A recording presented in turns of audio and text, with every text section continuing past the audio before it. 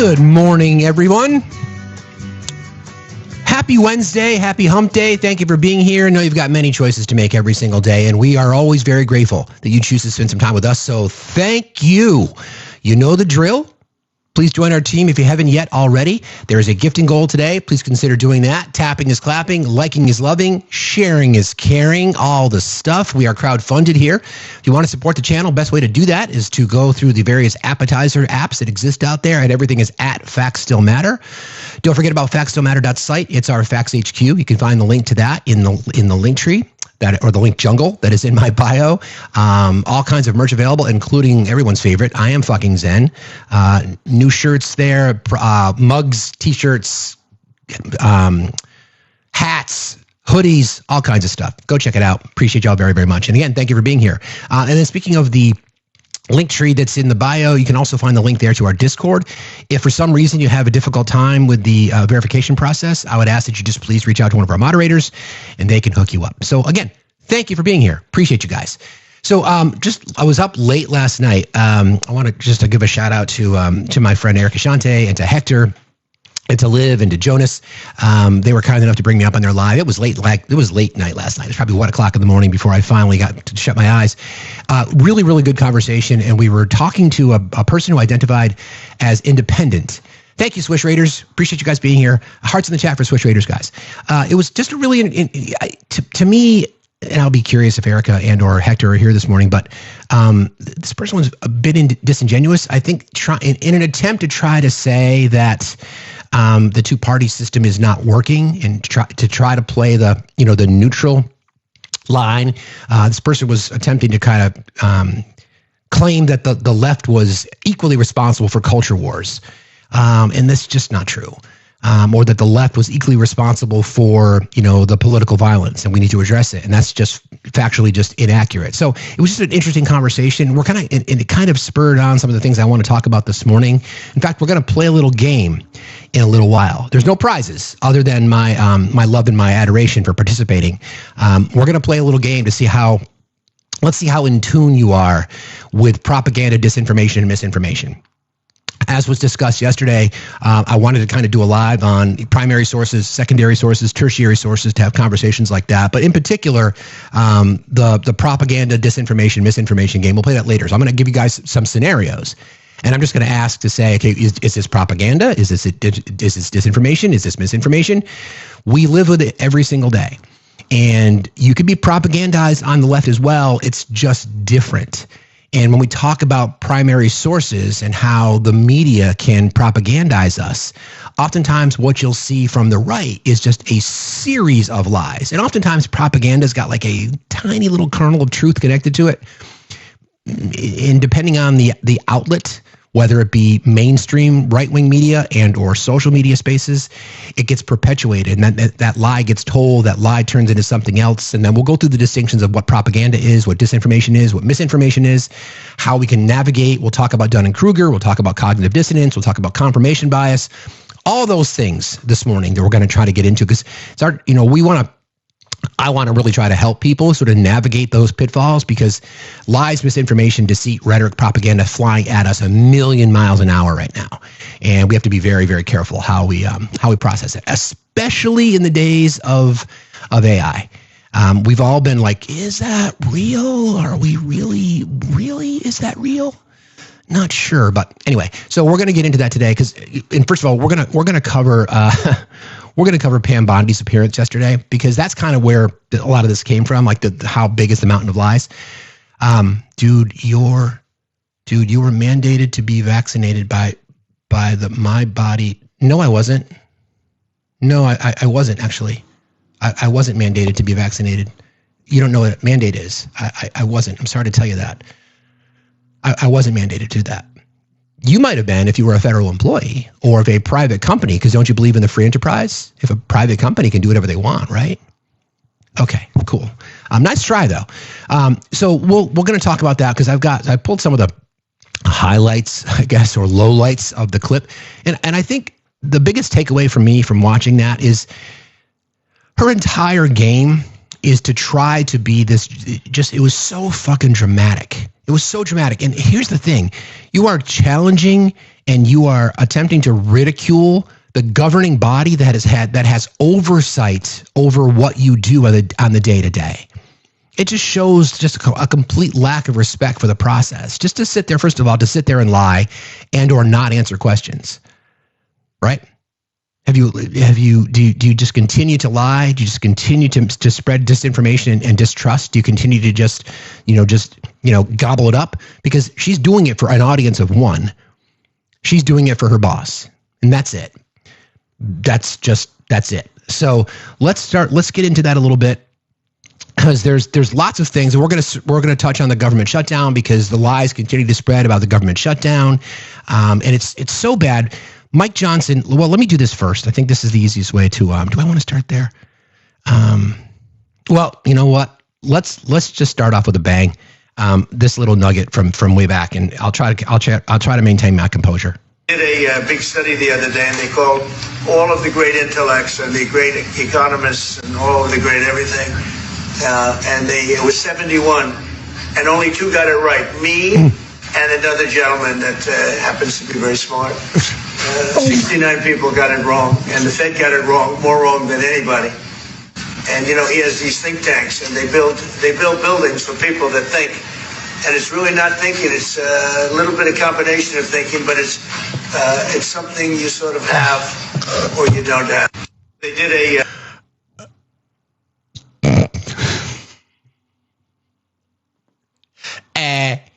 they build buildings for people to sit around and think. That, ladies and gentlemen, is the President of the United States. They build buildings where people just sit around and think. They build buildings for people to just sit around and think. And I'm watching the chat go by this morning.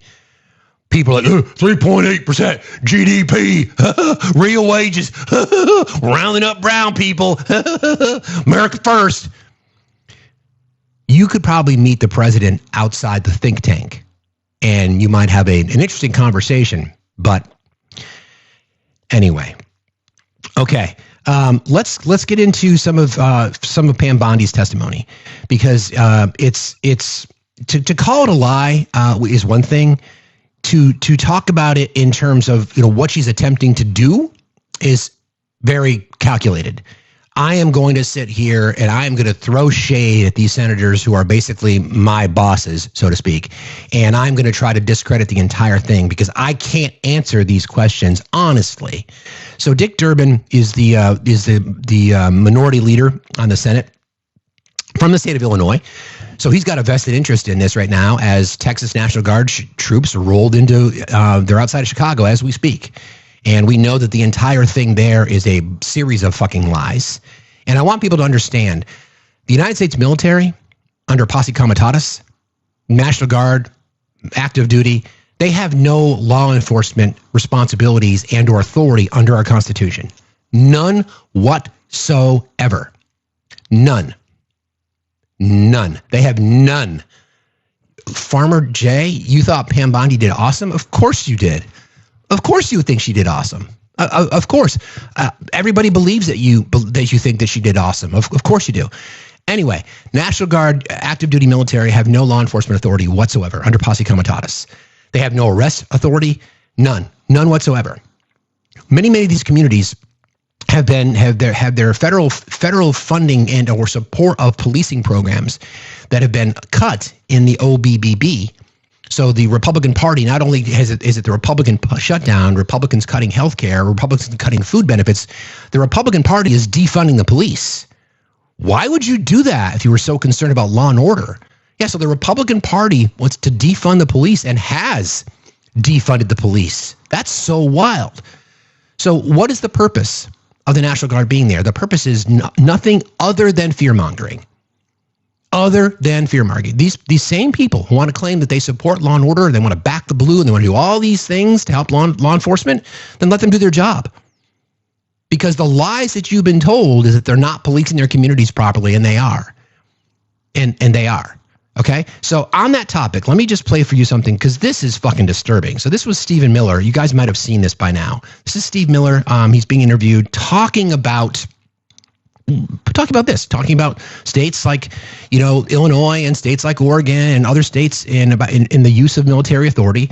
This is a wild moment. You've called the district judge's ruling blocking the deployment of National Guard in Oregon legal insurrection.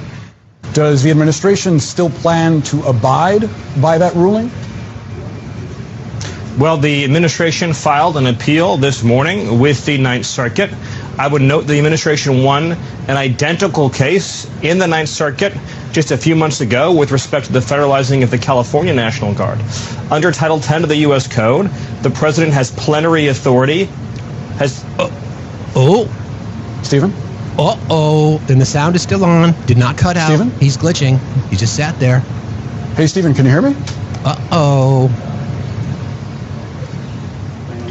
It seemed, Stephen, I apologize. Okay, so what he said there in an obvious slip up was plenary power. So the president's power under Title 10 is statutory, meaning it is derived from laws passed by Congress, rather than being an inherent or plenary power. Because plenary by definition is this. Plenary power is full, absolute, and unrestricted power to act on a particular issue. The term is used in U.S. law to describe the scope of power granted to a governing body, such as Congress granting powers to other people in our government. The U.S. federal government authority over immigration and nationality is one of the most prominent examples of plenary power. This power was first affirmed by the U.S. Supreme Court in a 1989 case. The court ruled that the power to admit or exclude non-citizens is an incident of sovereignty. Again, the president does not have plenary power under our Constitution. Let's see. This is similar to how Congress gains its authority from the Constitution to pass laws, a power that is also not absolute, but is defined by the Constitution itself. In practice, this means the president's authority under Title 10 must be exercised within the legal framework established by Congress and the constraints of the Constitution. So he kind of stepped in it a little bit. Now, that's the unitary executive theory. That's all over Opus Dei shit. That's all part of Project 2025. It's about the consolidation of power. So he wants to think that the president in our system of government has plenary power, but it does not. So MAGA, the question to you, we know that you are now all, circle jerking in the corner over the supreme leader having all this power under our Constitution, the Constitution that you claim to care about. We know you don't give a fuck about it. So stop claiming to be pro-American, because you're not. If you support the president, any president, if you support the office of the president having plenary powers to do whatever the fuck they want, then you're a traitor. Plain and simple. Find a nice little remote community somewhere. You can bring all your friends with you, because we don't need you to save democracy. We got it. We don't need you to fix education, healthcare, tax code. We don't need you. So just pack your shit and leave, because you don't care about the country anyway. If any of you support the president of the United States claiming plenary power, then you are a traitor. So glad we had this talk. Have a good day. Okay, so back to Pam Bondi's testimony yesterday. It's pretty fucking wild. Let's start with Dick Durbin. He sort of laid the groundwork in his opening statements. These ethical guardrails out of the way. Hang on. Corruption. Here we go. These ethical guardrails out of the way. Corruption has run rampant at the Department of Justice. Although you've been a registered foreign agent for Qatar, you did not recuse yourself from signing off on President Trump's solicitation of a free jet from the royal family, even though this gift was clearly illegal. Mm-hmm. Connections to Attorney General Bondi seem to yield more favorable outcomes for defendants. At least 2 long-running federal prosecutions were abruptly dropped after the defendants hired your brother. Yep. It's no surprise that Ed Morton, failed U.S. attorney nominee you appointed as senior official, said, quote, "No MAGA left behind." Our nation's top law enforcement agency has become a shield for the president and his political allies when they engage in misconduct. Last year, President Trump's border czar, Tom Homan, was allegedly recorded accepting a $50,000 bag of cash in exchange for promising immigration enforcement-related contracts. Under your leadership, the investigation into Mr. Homan was dropped. After President Trump pardoned nearly 1,600 January 6 insurrectionists, including more than 600 charged with assaulting or impeding law enforcement, the Department of Justice is arguing in court that these pardons provide immunity for wholly unrelated crimes in multiple cases. Jared Weiss was filmed on January 6th, encouraging his fellow rioters to attack the Metropolitan Police Department officers. Yep. And he said, F them. Yep. Kill them. Yep. What happened to Mr. Weiss? He's been hired by you as a senior advisor. Correct. In February, you said the Epstein client list was, quote, this is Dick Durbin, senior senator from Illinois. He's the ranking member on this oversight committee. Sitting on my desk right now for review. 8 months later, you still haven't produced these files, and a credible whistleblower told my office that FBI agents were directed to flag any records in which President Trump was mentioned. Uh-huh. The Department of Justice ordered the dismissal of corruption charges against the former New York City Mayor Eric Adams in a corrupt backroom deal to secure his cooperation with the president's immigration agenda. Nothing to see here, though, right? Acting U.S. Attorney Daniel Sassoon, a Republican appointed by President Trump, resigned in protest. These ethical guardrails out of the way, corruption has run rampant at the department. So that's just the start. And there's nothing that she can say to any of that because it is factually true. A January 6th insurrectionist, riotous fucking traitor who said unalive them all was hired by Pam Bondi as an advisor in the Justice Department. Kash Patel, the FBI director, helped organize and funded the J6 fucking choir when they were in prison. So there's nothing, again, like we talk about this oftentimes, friends, ignore the noise from the traitorous MAGA. Just ignore them. We don't need them to fix democracy. We don't. They're going to chirp all morning in the chat. They're going to say, I'm going to go through examples of propaganda. And in the chat, they're going to say, that's not propaganda. You watch, it will happen. Just like the other day when we had our conversation about the red pill, we were literally going through the exercises of what red pilling is. And then we get a guest who comes up challenging it as he's showing the world how much he's been red pilled. So again, we don't need MAGA Republicans to save democracy. We don't. We just need them to not show up and vote. I don't know if, guys, MAGA Republicans, I don't know if you know this, but the presidential election has been postponed until 2029. So mark your calendars, get all your vacation days in now. It's in February of 2029. So again, mark your calendars. I just want to make sure you guys got that date right because I care about your participation in democracy. Cool. So Dick Durbin laying into her, and rightly so, because it was an absolute fucking clown show. So there's a little bit more sound that I'll play from some of those moments. Adam Schiff kind of really, don't forget, Adam Schiff's on the radar from the DOJ, right? That's right, February 30th, 2029. That's right, February 30th, 2029 to be specific. Again, because we care. Adam Schiff is on the radar. Adam Schiff has been one of those names that was on Kash Patel's hit list. Teresa, it's okay. Teresa, it's okay. Just think a little bit. We got you. Maybe I shouldn't have done that because that's an example of how misinformation can spread. Anyway, Adam Schiff is one of the people that was on Kash Patel's hit list. Okay. There was this list, this retribution list, and the names that are on it are names you know. James Comey was one. Adam Schiff was another. Members of the J6 committee are another. So this was Adam Schiff, who's a senator from California now, who's on the oversight committee, right? This is his line of questioning, and there's some interesting moments here because he kind of summarizes pretty much everything that she said. Here you go.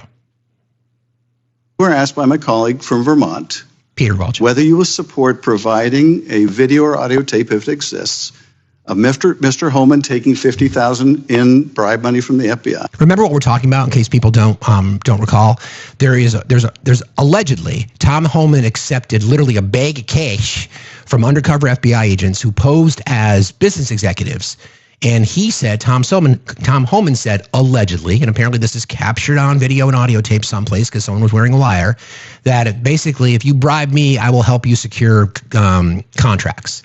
So that's what this whole thing is about. All right. So when you hear references to this Tom Holman situation, that's what they're talking to, about the bag of cash. Will you support a request by this committee to provide that tape or tapes to the committee? Yes or no? Senator Schiff, you can talk to Director Patel about that. Well, I'm talking to you about it. You're the Attorney General. Yep. This will be your decision. Correct. Will you support? You don't have to tell me what is my decision and what is not my decision. I said you can talk to Director Patel. You don't have to try to. You think you've got a gotcha with Tom Holman, our borders are, who's been out there fighting for our country since Donald Trump took office. I'm trying to ask you a question. Regular order, please. Good call. And you don't have to defer to the FBI director to pass the buck. So I'm asking you, will you support a request so that the committee, or indeed, I believe the American people, should be able to see that video or audio tape? Will you support that request? Will you apologize to Donald Trump so for trying to impeach I guess the answer is you won't support. Wow. I want people to think about that moment for a second. Okay? This is critical. If the one takeaway you get from any of the sound that we play from Pam Bondi today is this one, let it stick. What she just said is, when are you, an elected official who served on an investigative committee looking into Donald Trump and his cohorts' attempt to overthrow democracy, of which he was indicted for in Georgia, of which 1,600 people went to jail for, and the Attorney General of the United States, not the personal lawyer for the president, the Attorney General of the United States, asking a United States senator, when are you going to apologize to the president? Wow. After you now know that Joe Biden tried to cover up Hunter Biden's involvement with Ukraine. Let me do this, because I think it's valuable that the American people get a sense of what you've refused to answer today. Mm-hmm. So these are just some of the questions you refused to answer, or have answered with personal attacks on members of this committee. Mm-hmm. You were asked whether you consulted with career ethics lawyers, as you promised you would do during your nomination hearing, when you approved the president receiving a $400 million gift from the Qataris. You'll recall, she was, I guess you could call her a lobbyist for the Qatari government. So you're supposed to report as a foreign agent. She never did that. During her swearing in, during her confirmation hearings, she said that she would consult ethics lawyers in regard to any relationships between the United States government under the president's authority and the Qatari government, of which she did not. And then the president accepting a $400 million, what the fucking numbers, $400 million 747. That, by the way, is a complete violation of the Emoluments Clause, just because of the way in which they did it. And John Oliver does an amazing breakdown of that. We'll get to it in just a minute. You refused to answer that question. You were asked who or what role you may have played, or who played the role in asking that Trump's name be flagged in any of the Epstein documents gathered by the FBI. You refused to answer that question. You were asked whether Holman kept the $50,000 bribe money. You refused to answer that question. You were asked whether Holman paid taxes on the $50,000 bribe money. You refused to answer that question. You were asked, did career prosecutors find insufficient evidence to charge James Comey? You refused to answer that question. You were asked, how are military strikes on these boats in the Caribbean legal? And you refused to even answer that question. Mm-hmm. You were asked. A law degree, excuse me. You were asked, did you discuss indicting James Comey with the president? You refused to answer that question. You were asked, did you approve the firing of antitrust lawyers who disagreed with the Hewlett-Packard merger? You refused to answer that question.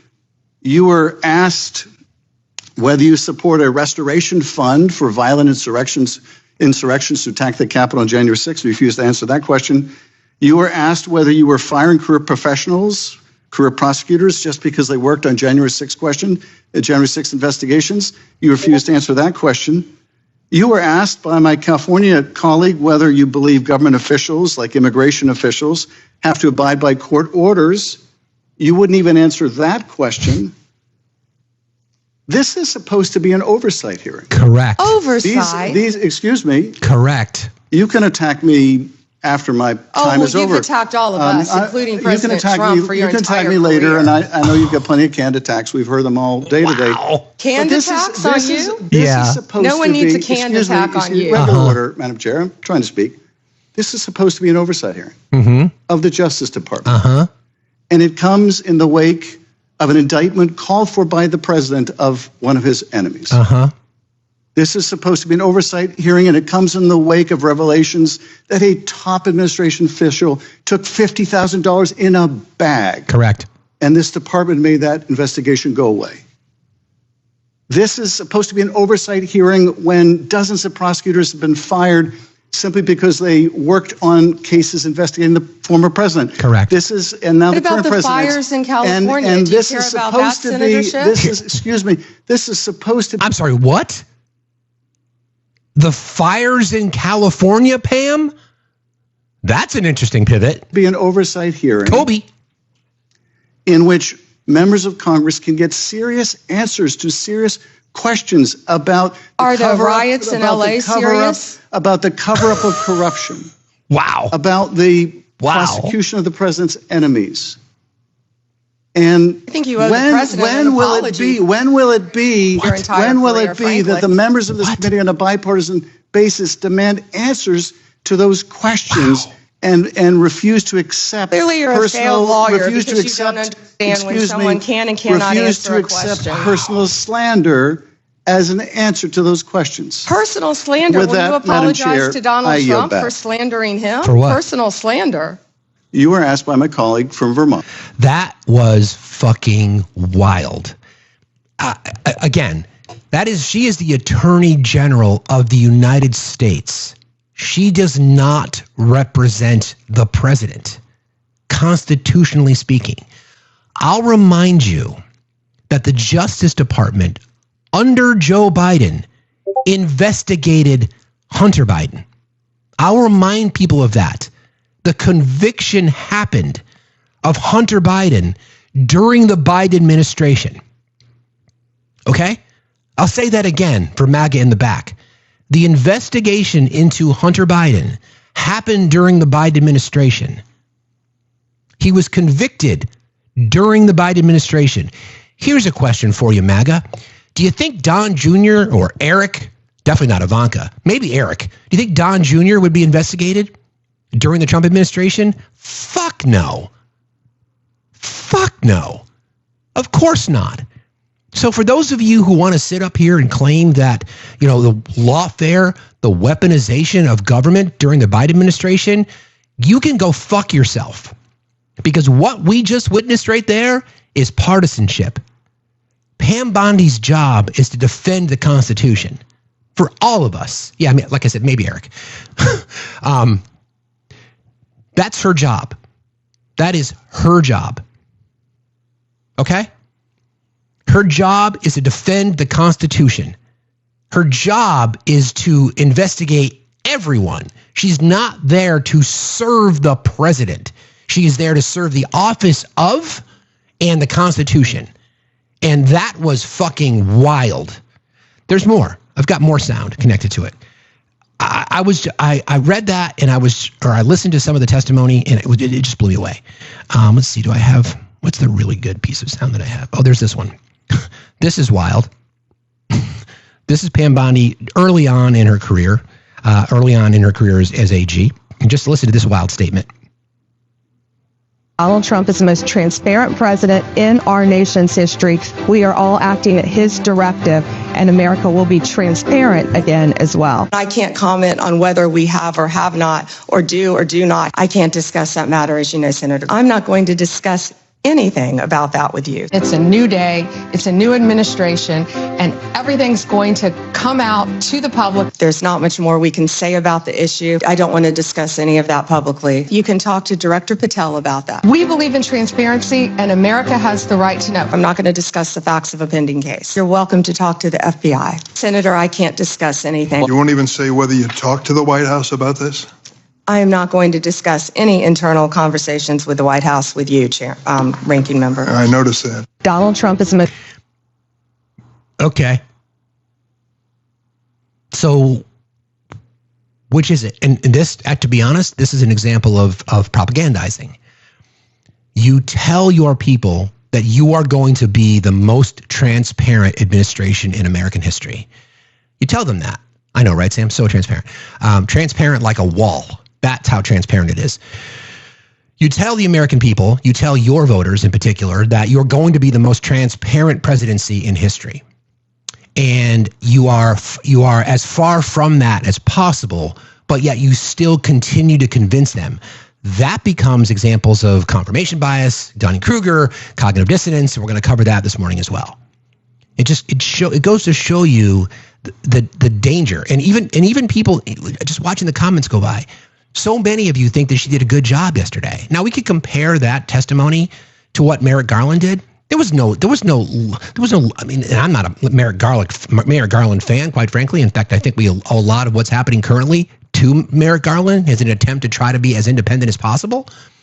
But again, that was completely ridiculous. And then Kash Patel doing the same thing when he testifies under his oversight, and then before the House committee. It is just it's unacceptable, and we have to stop normalizing it. Is my point, right? We have to stop normalizing it, and I just think it's just disgusting. I think she's like the 75th or the 78th Attorney General in United States history, and I think maybe 4 or 5 have been women. It's a great opportunity. It's a great opportunity, right? It's a glass ceiling buster, and then we get somebody like Pam Bondi, who will just lie to the American people every single day to defend a predator, to defend a P3DO, to defend a network of sex traffickers, claiming that you're looking out for the American public. How can that be okay? Well, the answer is it can't be. So here's another one. Here's another example. This time she's talking with Senator Alex Padilla from California. Who seem to be getting let up. There are instances of allies of the president who seem to be getting let off the hook. I won't reiterate what some of my colleagues have already brought up in terms of the dismissal of the investigation into Tom Homan and his alleged acceptance of $50,000 as payment by. And I would like it to be clear that they are alleged allegations against Tom Homan. The problem is the investigative body that is supposed to determine allegations would be Pam Bondi and the Kash Patel FBI. So they are allegations because I believe in due process. I believe in the rule of law. I believe someone is presumed innocent until proven guilty. So if that were the case, then investigate the crime. That's what we all want. Undercover FBI agents posing as business executives looking to secure contracts with a future Trump administration. Because if the reports are true, it's not just the underlying conduct of Mr. Homan, which would be absolutely unacceptable, but the dismissal of the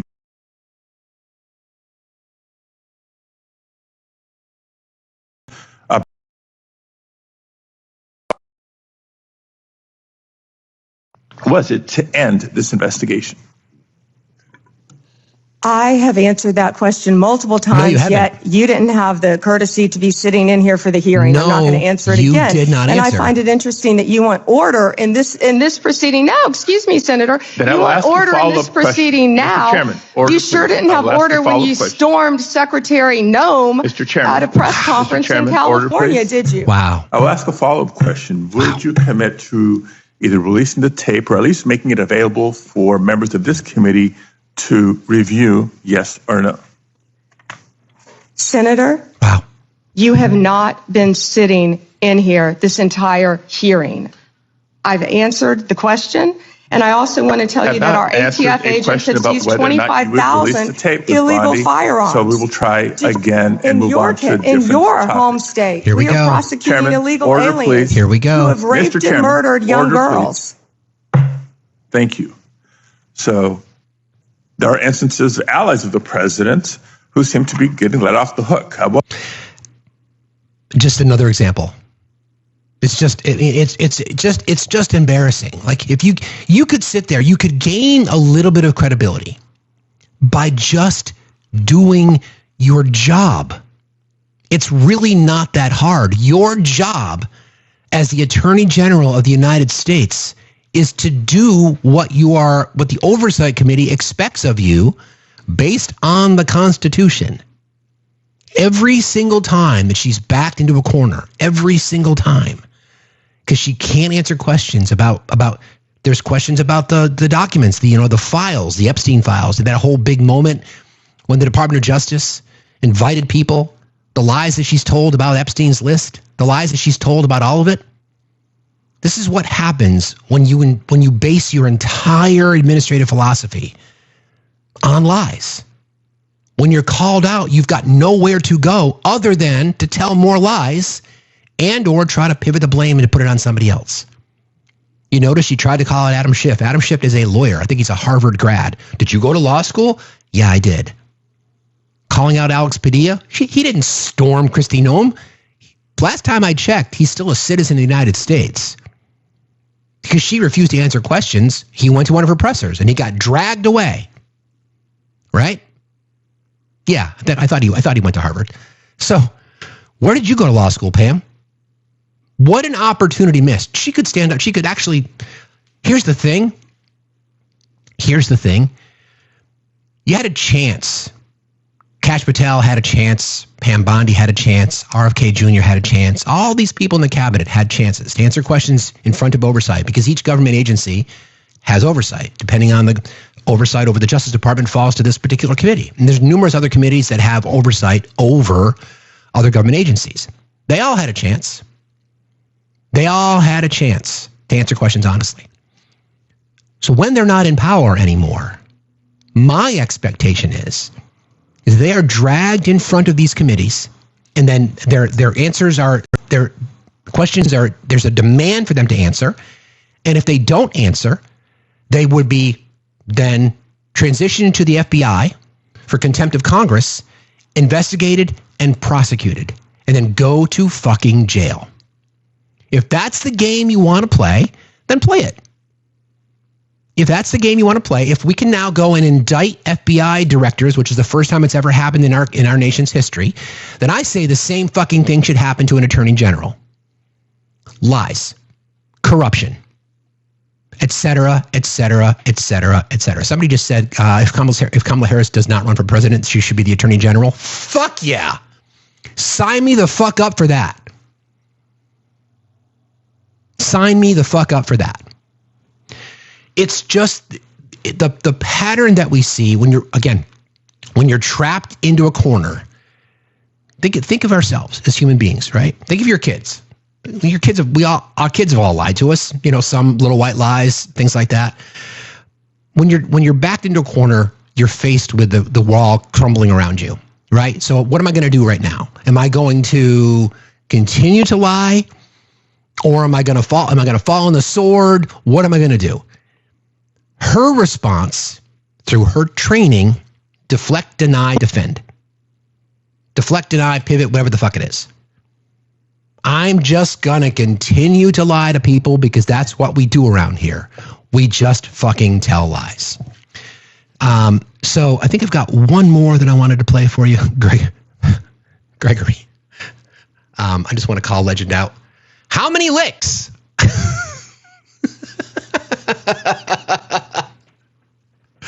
That's beautiful. Thank you, buddy.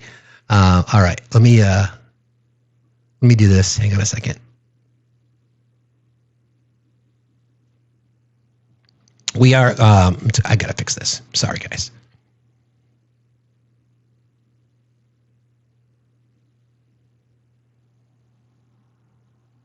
All right. Pay for our labor, right? Exactly. So I'm gonna play a little bit more sound for you, because we can't let this go. I'm sorry, but we can't let it go. It has to be discussed. We have to call it out, because from the MAGA perspective, they want to erase history, and we're not going to let that happen. She got really angry yesterday, and I think that the anger is telling, because if you could answer the questions honestly, or just answer the questions in general, you wouldn't need to be as angry as you were. And it was fake anger. It was fake outrage. It was just performative bullshit. And the question is, how much tolerance are we going to have for it in our system? Are we going to go back? This is a good one too. Are we going to go back to the days where we just let this shit go? Well, we don't hold people accountable? Because this isn't the first time. If we're going to move forward and we're going to try to fix our nation, then we've got to be able to hold truth to power. And though that shit right there is just complete corruption. It's just complete fucking corruption. Here's Sheldon Whitehouse asking her more questions again about the numerous things. This is a great series of questions as well. He's great. Did the FBI find those photographs that have been discussed publicly by a witness who claimed Jeffrey Epstein showed them to him? You don't know anything about that? Okay.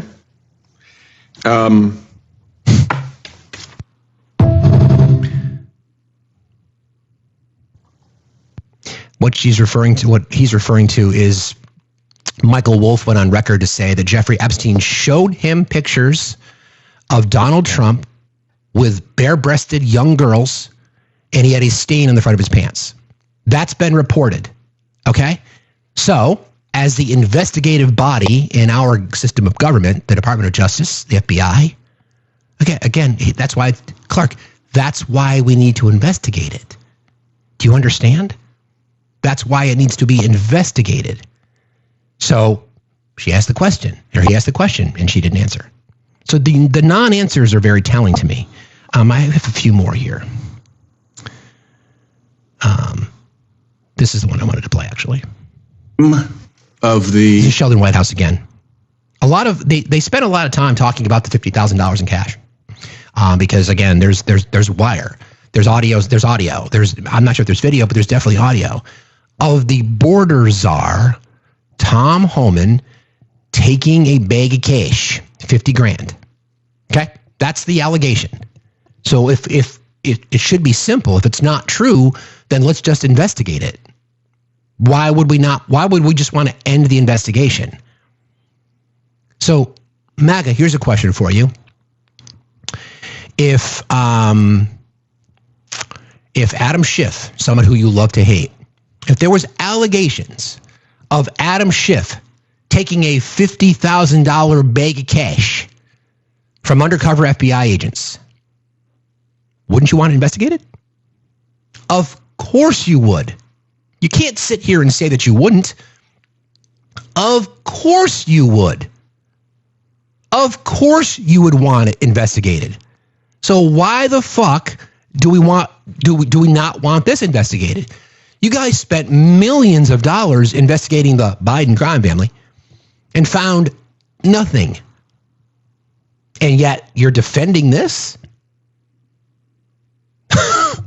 So here's Sheldon Whitehouse again on the bag of cash. By the way, in case you don't know what I'm talking about, it was a Saturday Night Live episode from way back in the early days. Dan Aykroyd talking about Christmas presents. Bag of glass. So it's whenever I hear the bag of cash, that's kind of where I go. Anyway, it's because I have numerous voices in my head, but that's a different story. What became of the $50,000 in cash that the FBI paid to Mr. Homan in a paper bag, evidently? Senator, as Deputy Attorney General Todd Blanche recently stated, the investigation of Mr. Homan was subjected to a full review by the FBI. They found no credible evidence of... Credible. That word again? Remember how I reminded you a couple weeks ago about being on the lookout for the word credible and also politically correct? Here it is again. Who's to say it's credible? We're supposed to take Todd Blanche, Donald Trump's former personal lawyer. We're going to take his word for it now? Okay. Any wrongdoing. And that was not my question. Exactly. My question was, what became of the $50,000 in cash that the FBI delivered, evidently in a paper bag, to Mr. Homan? Senator, I'd look at your facts. Are you saying that they did not deliver $50,000 in cash to Mr. Homan? Senator, as recently stated, the investigation of Mr. Homan was subjected to a full review. Different question. By the FBI agents, That's a by different Department question. of Justice prosecutors. They found no evidence of wrongdoing. That's a different question. What became of the $50,000? Did the FBI get it back? Mr. Whitehouse, Senator Whitehouse, you're welcome to talk to the FBI. Oh, The report to you. Can't you answer this question? Senator Whitehouse, you're welcome to discuss this with Director Patel. Did Homan keep the $50,000? The Okay, investigation never mind. of Mr. Never mind. Homan I can was see I'm not going to get a straight full answer from you review to a very simple by the question. FBI agents and the DOJ. Do They you found know- no credible evidence of wrongdoing. The questions here are actually pretty specific. What happened to the $50,000? Did Homan keep it? Did the FBI get it back? If he kept it, did he put it on his tax returns? Pretty simple questions. it's true. It's not just about the bribe. It's, did he put it on his tax return? And if he did, then how do you explain it? She's stuck. She's really stuck, scrambling. Here's some more. This is from Dick Durbin again on the Epstein files. This is again another wild one.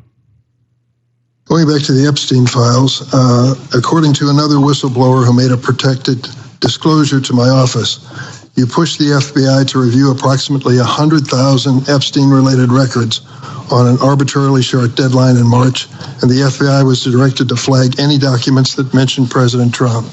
Nothing came of that review until July, when DOJ and FBI released an unsigned memo stating, quote, "there's no incriminating client list."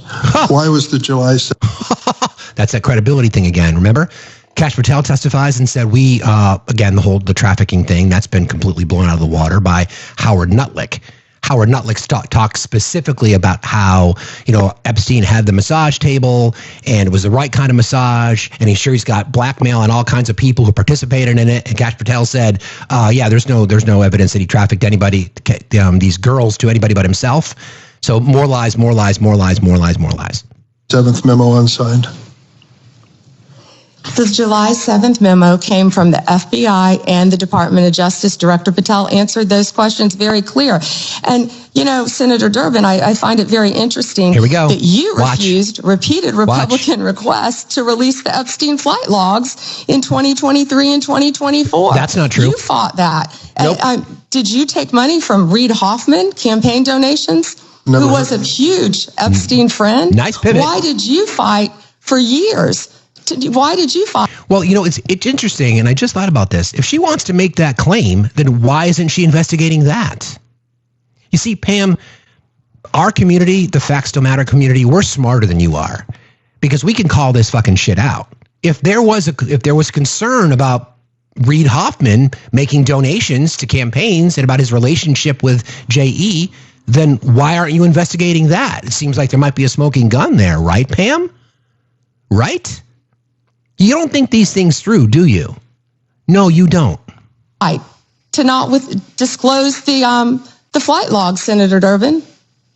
I can tell you I did not refuse. Exactly. One of the senators here wished to produce those logs, and I asked her to put it in writing, and she never did. Exactly. Going Marsha back to the Blackburn. Epstein file. Exactly right. Exactly. So again, Pam, if you want to make these claims about Reid Hoffman donating to Democratic donors and someone who's a friend of J.E., then why don't you investigate that, Pam? Why don't you investigate that? I'm glad somebody said this. You're a witness here, Pam. You don't get to grill the senators. They get to grill you. You claim to be an expert in the law, right? Okay, I'm just saying, Pam. It's not a good look, Pam. I think I've got one or two more. Here you go. This is Chris Combs, who I love. Chris Combs is probably one of the best questioners of anybody on the Senate panel. The way in which he does it, he walks people right into the trap. He's just really, really good at it. Chris Combs from Delaware. The government's asserting the authority to summarily kill people. It says our cartel members through military strikes against boats on the open ocean in the Caribbean. Congress has never authorized such a use of military force, and it's unclear to me how the administration has concluded that these strikes are legal. I'm concerned with what the limiting principle is, whether the government could summarily kill people. It just declares our cartel members as well as unlawful combatants inside the United States, or if they were American citizens. This isn't about defending cartels, and these aren't hypothetical questions. President Trump assembled military leaders and said they would be needed to fight the enemy from within and to train in cities in the United States that he describes as chaotic and violent. Due process is the cornerstone of our Constitution. I'm deeply concerned about the authority our president seems to be asserting to summarily kill people suspected of criminal activity outside the law. As the chief lawyer for our federal government, you have a unique... Again, the chief lawyer for our federal government, not the presidency. Thank you, Chris, for sliding that right in there. ...responsibility to ensure maintenance of our constitutional standards. How did you conclude that these strikes on ships or boats in the open ocean are legal? Exactly. How? Senator Coons, I'm not going to discuss any legal advice that my department may or may not have given or issued at the direction of the president on this matter. Regarding Venezuela, what I can tell you is Maduro is a narco-terrorist. The government's asserting the authority to summarily kill people. So I'm just not going to answer the question. I'm just going to try to defer. You'll notice that throughout the line of questioning that she got, every time that there was an opportunity, whether there was or not, she was going to take it and try to pivot on something by leaning in. The way in which she talks drives me fucking crazy. She's trained to do it that way. She's just not very good at it. I can tell you the crime levels are high and Maduro is a narco-terrorist and the fires and the water pressure and President Trump and the big spigot and you should apologize to him. Scarlett. It's so fucking bad.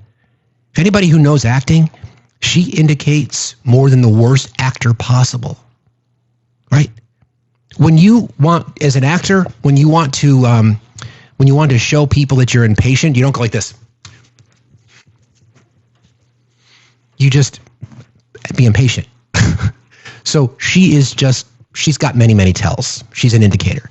I think there's one more that I have. Maybe, let me see. Yeah, here we go. This is a good one. This might be my favorite. This is her opening statement. Buckle up for this. Hold on. Everybody keep tapping and sharing, please. 1,600 people in here, friends. If we could get those likes up, I'd appreciate that. Don't forget, we're crowdfunding. Want to support the channel? Best way you can do so is at Factsstillmatter. Appreciate y'all very, very much. Operation Arctic Frost was an unconstitutional, undemocratic abuse of power. During Arctic Frost, the FBI also placed 92 linked Republican individuals and Republican groups, such as Charlie Kirk's Turning Point, on their list. This is the kind of conduct that shattered the American people's faith in our government, as I said in my opening statement. We are ending this weaponization. I'm sorry.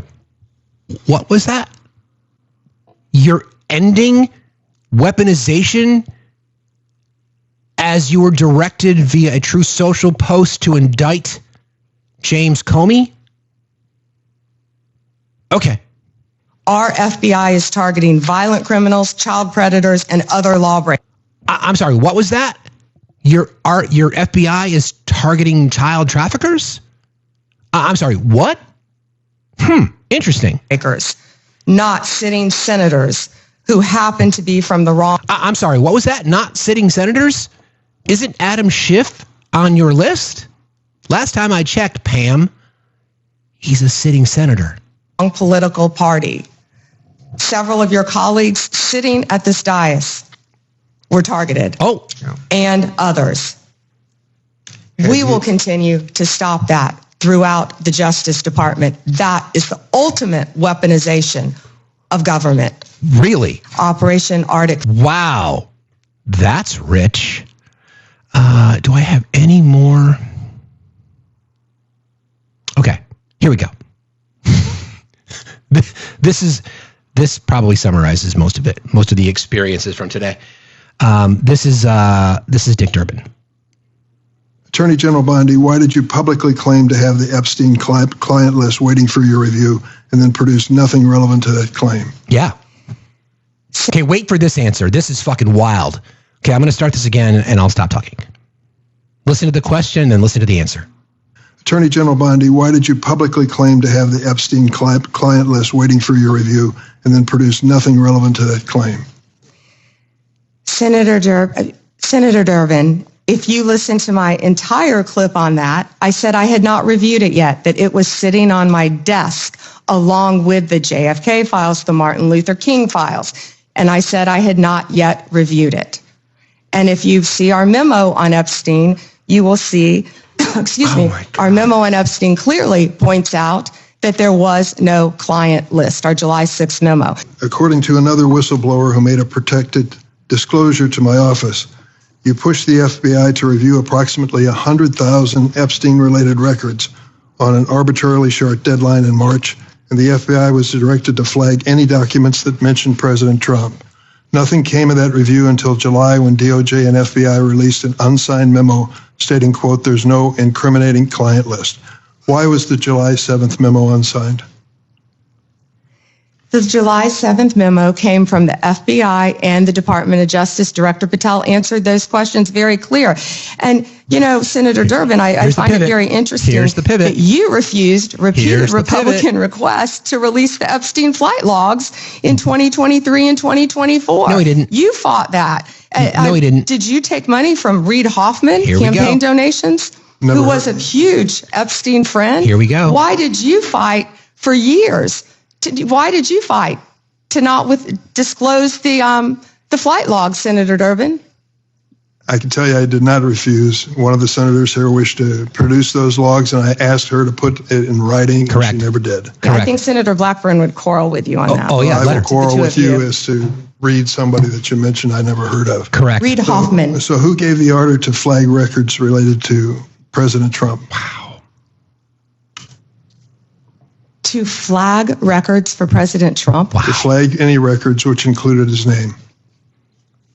I'm not going to discuss anything about that with you. So. Eventually, you're going to have to answer for your conduct in this. Exactly. You won't do it today, but eventually you will. I yield, Mr. Chairman.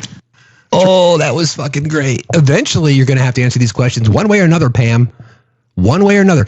You notice that last little exchange there, right? About how there was reporting that the FBI, in fact, Kash Patel basically alluded to the same thing, although because he's too stupid either. There was a directive in this whistleblower who came to Dick Durbin's office because, again, he sits on the oversight committee and said, listen, we've been directed to flag anything that we find in the Epstein files that has Trump's name on it. And then, she tried to be like, well, what are you talking about? And then for her to pivot away from that question, basically acknowledging that, yes, in fact, we did it, but I'm not going to talk to you about it.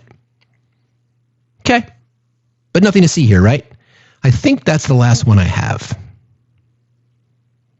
I think that's the last one. Maybe. Let me just double check.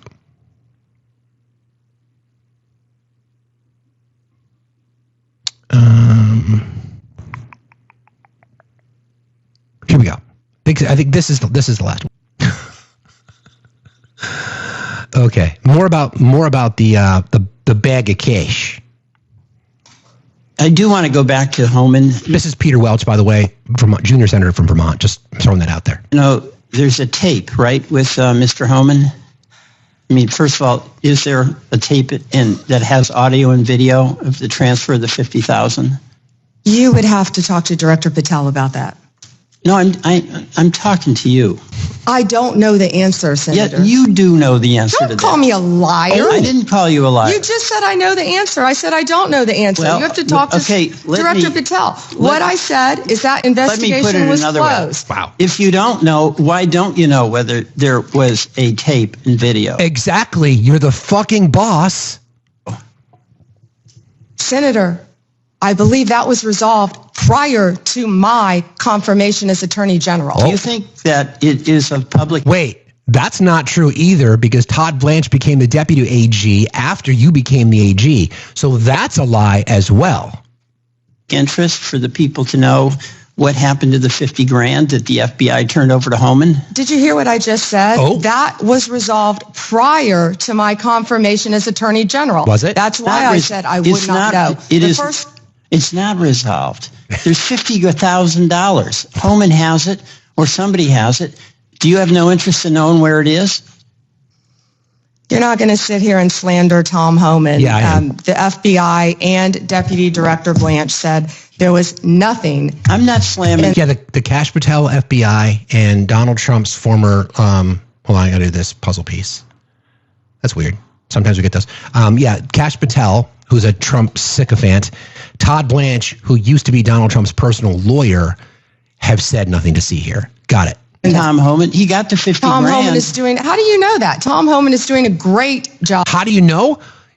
The reason we know, Pam, let me explain it to you. The reason we know, or the allegations are, that he got the bag of cash is because there's an audio tape. He was ensnared in this controversy. Thank you. He was ensnared in this controversy. What we're asking is, why haven't you investigated that? That's how we know. As our borders are, keeping your border state safe.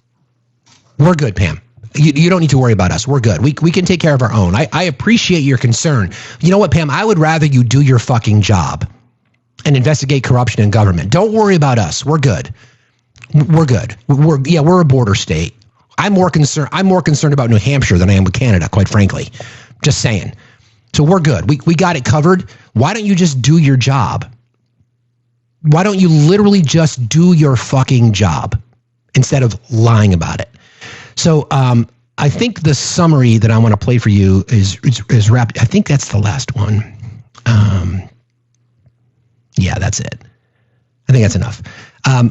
Ty Cobb, who used to be a lawyer for Trump, has really been, he was a lawyer, but he was always very, I don't want to call it, he questioned a lot.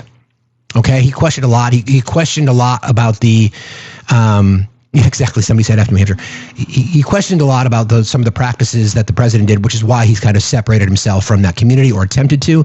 So he went on with Aaron Burnett last night, and they talked about it. And he said some very interesting things here. So I'm just going to play this sound for you as a review. What did you make of Pam Bondi today, right? I mean, the point of her presentation clearly was to show, disgust and disregard, right? That is what she wanted to convey. That is what she conveyed. Have you seen something like that before? Never. I think today she achieved one thing. She knocked John Mitchell off the perch of reprehensible attorney generals as number one, despite his guilty plea and time in jail. So today, the issue of the cash, I want to ask you about that, right? You just heard what Ryan said about it. So the FBI, the Trump appointees at the DOJ, so let's just be clear, Trump appointees at the DOJ looked at this and said, there's nothing to see, don't worry about it, we're done with the Homan thing. I just wanted to play another exchange. This was with Adam Schiff and the Attorney General. Here it is. Did he take the money? Senator Schiff, that happened prior to my confirmation as Attorney General. I said that. Do you know, sitting here, whether all he took I the know money? is that Deputy Attorney General Todd Blanche and FBI Director Patel said there was no case. And Caroline. All I know, you're the AG, you're supposed to know all of it. This next statement she makes about Caroline Leavitt, buckle up. Leavitt is one of the most trustworthy human beings I know. What? Wait a second. Let me think about this objectively. If it's your claim that Caroline Leavitt is one of the most trustworthy people that you know, how fucking low is your bar, Pam? Like, how low is your bar? If she is one of the most trustworthy people that you've ever met, she who literally lies to the American people every fucking day, clutching her cross. I made a little video if you want to check it out. It's the first video on my page about I made a bit of a Gollum reference. My precious. Seriously. if that's the bar, Pam, wow. Have you ever seen a case where $50,000 in cash exchanges hands in a bag? Where there's no case? Absolutely not. That's as believable as Caroline Leavitt being credible. The fact that she said she didn't know, and that can't possibly be true. I mean, she's either seen the tape or people have described that to her. There's no question about that. Tom Homan, for all we know, and for all America knows today, bought his Egg McMuffin with cash from the bag. Could have. There's no doubt that he had the money, based on the reporting, which was that he received the bag on videotape, wearing, with people in the room wearing audio wires that recorded it. So, this is silly, and it's reminiscent of the game she played where she tried to mislead the MAGA faithful with regard to Epstein by saying, well, we'll try to get the grand jury minutes, knowing that there was nothing in the grand jury minutes that would shed any light on it. This is just all a deception game. This is basically designed to affect the credibility of various institutions, the Justice Department, the Congress today. The lack of respect that's being shown for the institutions that have driven America to the leadership of the world is shocking, but it is right out of the authoritarian handbook. What did you make of? It's a very good point, right? It's absolutely impossible for her not to know. It's one of two things. She is either woefully incompetent, which I think she is, woefully incompetent to do this job, or she's flat out lying. It's one or the other. I mean, it's both, because she certainly is aware of it and she's lying about it. Yeah, somebody just said this. Hearts in the chat. Who made that statement? It's a Jerry Springer government. It's exactly what it is. Real quick, I want to thank, hold on a second. Norma, thank you for your donation on the V from Love Only. I appreciate you. I appreciate you very, very much. It's very kind of you. Thank you so very much. You're right. It's both. She's just blatantly lying. I mean, there's no way around it. And the spin connected to the release of the Epstein files, she went on record multiple times saying that we're going to be releasing this. The documents are on my desk. And then in between those statements early on, when she made those appearances on Fox and on Newsmax and other statements, is when they started to get information. And then like, holy fuck, the boss is all over this shit. How the fuck are we going to pivot out of this one? How the fuck are we going to escape this? You know what we'll do? We'll just lie. Because our base is too dumb. They won't know any better. They'll just lie. We'll just lie because it'll just make it easier. They don't care about the truth. They don't give a shit. So why should we? We'll just lie to them. We'll call it weaponization of government. We'll try to blame, what about Biden? We'll try to blame it on them because that's just easier. Yep. That's how it works. Good morning, Chronicles. How are you today? I've been awake for about 75 seconds, so I'm not sure yet. But I have a question. Ask away. I'm glad that you're talking about this because I listened to some of this and there was a part that I didn't understand because I am still pretty new to politics, so I don't know everybody's name and their jobs and all of that. All I know is that the big Cheeto Puff is bad, you know? He is. So the clip that you just played about Bondi asking Durbin, is that his name? Correct. About, why didn't you release whatever part of the e-files in 24 or 23 or whatever she was talking about. So there was a part after that because he said that didn't happen or something like that. And then there was a part after that where the woman that she mentions, Marsha Blackburn. Yes. There was basically a yes, I did, no, you didn't argument after that, where she said, I sent you something in writing to release that. And he said, no, you didn't. And she said, yes, I did. What was that about? I wasn't quite understanding. Okay, so the argument that's been made, the argument that the right is attempted to try to make is that if the Biden administration wanted this information to come out, then they could have done it themselves. Right. So the issue specifically is that Ghislaine Maxwell was still in court. She was still going through the appeals process. And people want to say that the same thing happened now with the Supreme Court. Not true. Her case was literally in appeal, which means information could not be released. Information that we have most of it came out during the Biden administration. Right. So it's just not true. Like the flight log information, we got that during the Biden administration. So a formal request, it's one thing for a senator to go out and say, oh, yeah, we should do this. My Democratic colleagues won't release information. What Dick Durbin said is, no, I just asked her to put it in writing, and she never did. And so even though she's saying that she did, she's lying? Pam Bondi is lying. Yes. Okay. No, I'm talking about the woman that said that she did put it in writing. We didn't hear from her. We didn't hear from Marsha Blackburn in any of those quotes. What Dick Durbin's claim was that I was just asked her to put it in writing, and Marsha, we don't have Marsha Blackburn on the record to confirm and or deny any of that. The issue, though, specifically, is that a lot of the information that we have has been made available to us from the Epstein situation came out during the Biden administration. Okay, well, I wonder if I just got it confused, because from the part that I saw, there was a woman. I'm assuming, I thought it was the person that you just said. No, we weren't. We didn't hear from her. We only heard from Pam Bondi during those clips. Okay. I wonder if it was a different clip then, because there was a woman that was like, well, since I was mentioned, I want to speak. And then she was saying that she did put something in writing. So I wonder if again, we didn't hear from what I played. You might have heard something else, but from what I played this morning, I didn't play any sound from Marsha Blackburn. No, it wasn't anything you played. I thought it was from that same meeting that you were playing clips from, though, because I saw something a couple of days ago, and I thought it was from that. I don't have that clip. Okay, perfect. Well then, I wonder if I just saw something different. I know, when you're scrolling TikTok, there's always things. Yeah, she could have spoke. Yeah, again, she could have spoke. The congressional record is just easy to find. I mean, I'm not defending or denying either. Our job here is to be objective. If she submitted that in writing and Dick Durbin didn't do anything about it, then we should call him out. It's plain and simple. Somebody is saying, Ash, you are correct. Blackburn did speak at the hearing. Okay. So I'm not crazy. Yeah, and I know.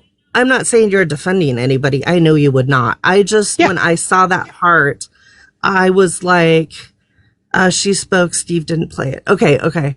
I was just confused. And that's why I was like, when it starts getting deeper into the politics stuff, I am just so confused about it. So that's why I was like, if you had known anything about it, if you did see it, what was that all about? So that's all. Yeah. But thank you. Yeah. My pleasure. Thanks for being here. Again, I don't have that particular sound. That we can get it. It's no problem. I'm happy to play it. Listen, I don't give a fuck if people are lying. We want to call them all out. I don't give a shit. I really don't. I don't care who it is. If you're lying to us, if you're lying to us, then let's get the truth out there. The argument that's being made here is that the information that became available during the Biden administration couldn't be until Ghislaine Maxwell's case was settled. Okay. And that information that we got became available. So we got the first round of flight logs. I think that was last fall. We started to get this information that came out during the Biden administration. I don't know why the right wants to jump on that, saying it wasn't released. It was. And then the argument to get information from the grand jury, there's nothing on there. In fact, the judge that ruled said, listen, you've got 50 times more information than we have from this grand jury testimony. Why aren't you releasing that? That's the whole point. Listen, again, a system built by people who look like me to benefit people to look like me, to protect people to look like me, to protect people to look like me. I want them all fucking thrown under the jail. I don't give a fuck who it is. Don't care. Fundamental difference between us and the right. People on the right should stand for something. If you want the information out, then demand it. Then fucking demand it. What are you afraid of? Instead of saying, oh, the left had a chance, we're sitting up here saying, let's release all of it. You have the keys to the car now. It doesn't matter what's happened in the past, even though the information that we got became publicly available during the Biden administration. If people knew how the court systems work, grand jury testimony is under seal. It's that simple. Okay, here's the question. Thank you, Mons. 4740. I can tell you I did not refuse. One of the senators here wished to produce those logs, and I asked her to put it in writing, and she never did. I think Senator Blackburn would quarrel with you on that. I will quarrel with you as to read it. Yeah, that's what Bonnie said. I got that, Tiff. Thank you. Anyway, the point is, just get the information out there. That's all we want. We just get the information public. It's really simple. It's really, really simple. We just want the information out. We have no control in government right now. We have no control. The Democrats, I'm not going to put myself in the we, I'm a progressive. Democrats have no legislative authority at all. None. Don't hold the office of the presidency, don't run cabinet seats, aren't in chairmanships or chairpersonships in any legislative body, any committee. Just release the fucking files. It's really that simple. Just give it up. Just give up the fucking list. Just give it up. Yeah, you can't blame Biden anymore, right? So then that leads us to, so I think we've kind of sufficiently kind of unpacked everything in there. I don't think there's anything else from that I wanted to play. If there's sound from Marsha Blackburn, then I'd love to see it. Let's play it. Let's play it.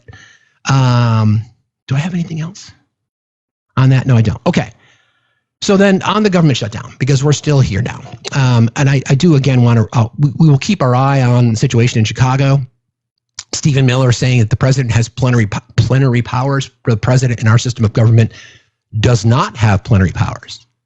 And do I think there's an actual list? I think there's an actual, we know there is because of people that have testified, Chauncey. We know there is. We know that there was black books. We know that there's bank transactions. We know that there's financial interest. We know all these things. Whether it's a list, a black book, a file, we know it all exists, and what we want to know is why it's not being released. Good morning, Magic. Morning, Steve. It's me, Wendy. Could you explain? I heard Stephen Miller say plenary powers. Could you? Yeah. Can you explain that? Because I'm like, okay, that's a new word to me. Sure. And I don't think a lot of people know what plenary powers is. Yeah, I went through that before, but I'll be happy to play it. I'll be happy to go through it again for you. So plenary authority refers to complete and absolute power to make decisions and take actions without limitations or needing approval from others. So in our system of government, plenary powers do not exist to the executive branch. That's what I thought. Certain things they can do, like the power for pardons, certain things you can do regarding immigration. But as he's described it, so I think if I have the sound, I'll play it again for you. And you can hear how he said it, which is the most disturbing part. I think I still have that sound. Hang on a second. Maybe I don't. I don't have it. So the question was about whether or not district judges have the ability to, because a district judge has stepped in Portland and said, you're violating the rules here. You can't just send the National Guard in for no reason. And then Stephen Miller said, well, the president's got plenary powers under the Constitution. Then he stopped talking because he realized what he said. Yeah, I'm sure his aides were like, "Shut up, shut up." Well, exactly. And then you could still hear the background noise behind him, which means he could hear as well. So there's an opportunity. Yeah. So that's what plenary means. It just basically means like a monarch, which is what the conservatives want. The people who claim to be freedom fighters and liberty, and they don't want to be ruled. Well, they kind of do. They kind of do. They kind of want to be ruled. All right. Well, I came in on my break, so I didn't catch the first part. So have a good day, Stephen. You too. Thank you. Appreciate you. See you later. Just called me Steven. Wow. That's good. Okay. So let's talk a little bit more about the government shutdown. I think that we've done a really good job in here trying to remind people that this is the MAGA Republican government shutdown. This has nothing to do. I know it's Steven. Just yelling my mother. When I heard my first name and my middle name from my mom, like the blood would drain from my body. I knew I was in deep trouble. This is the MAGA Republican government shutdown. We know it's true for a variety of reasons. One, they control government. Republicans are in charge of the executive branch, the legislative branch, and the judicial branch. They held the power. Two, this is something that if the Republicans were so confident in their ability to govern, then they would just use the nuclear option in the Senate, simple majority, pass the legislation and move on.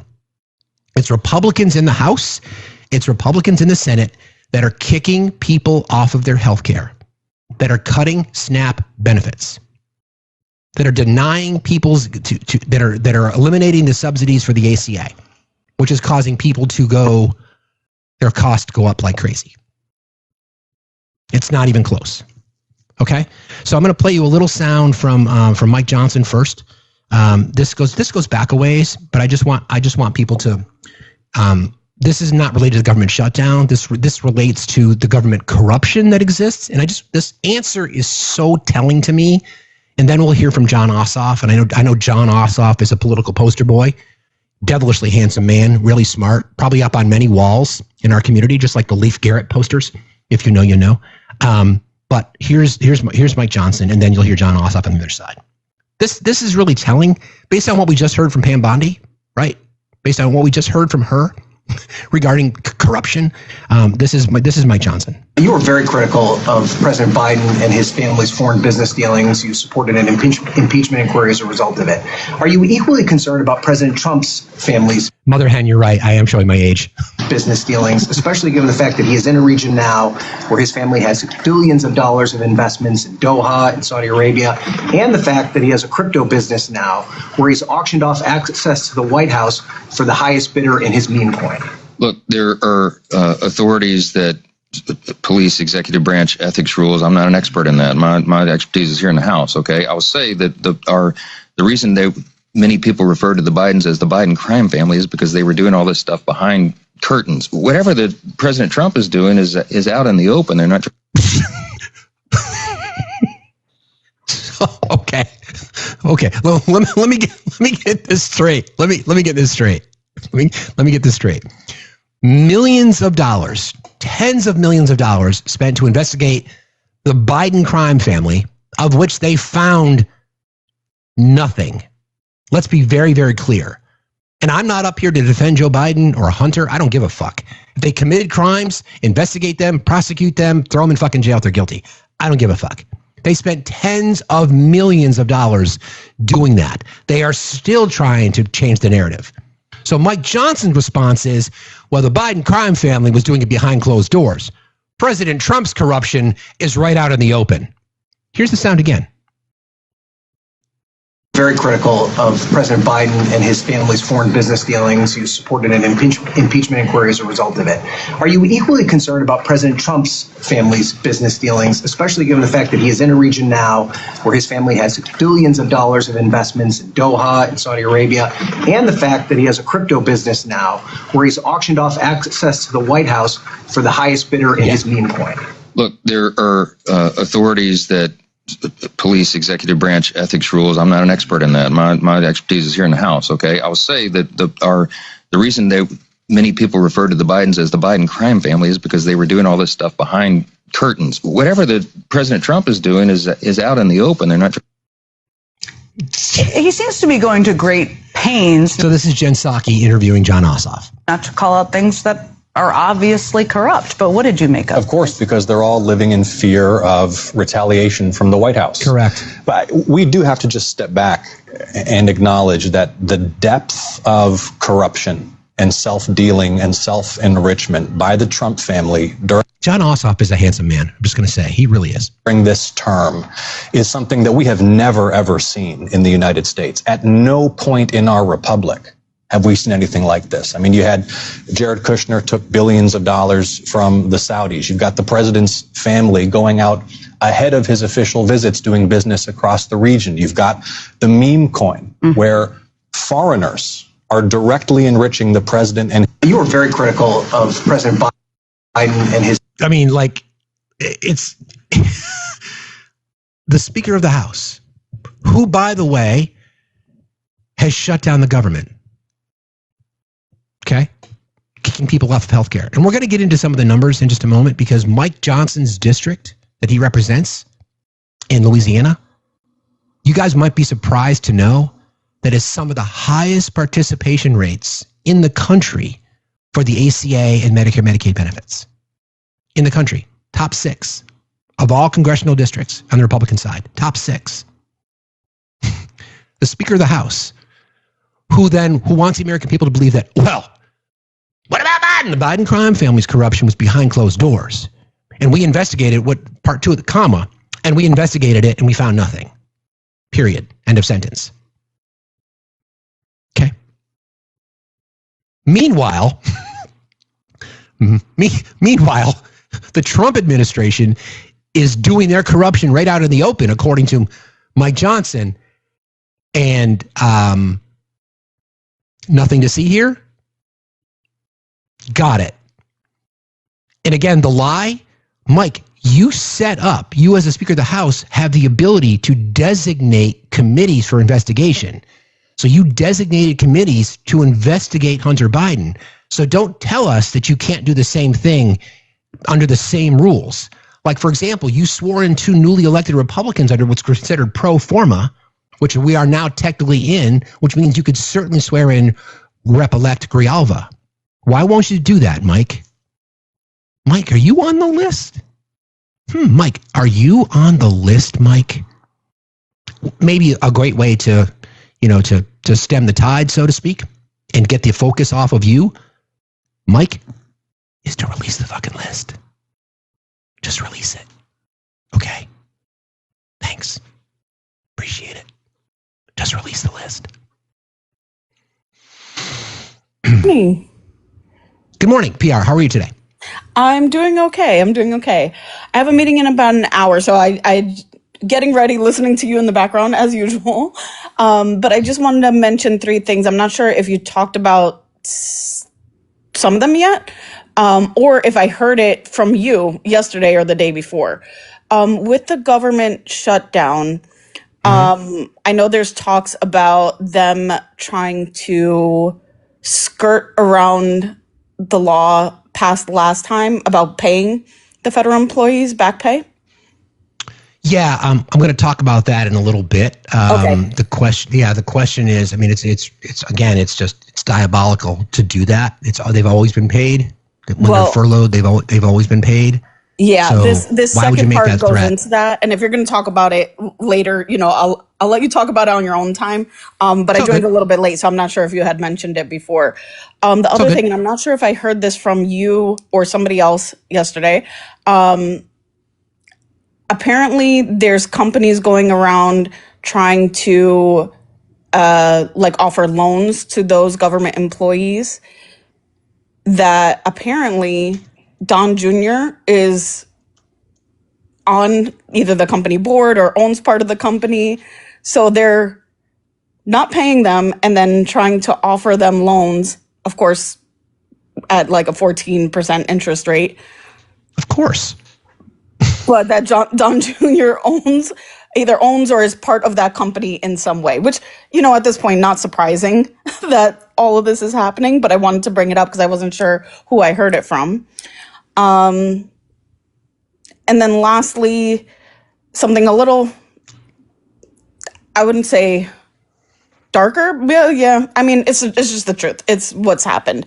I saw a creator this morning as I was scrolling half awake, and just to kind of put it out there, and if you want to talk about it, people these days are now talking about, the military would never turn on us, and, what happens with, like you mentioned, plenary powers and everything that's happening. And he gave a list to remind us that that's not true, that the military has turned on us plenty of times. And he just mentioned literally like 10 times in the past 150 years. That is on record, very open.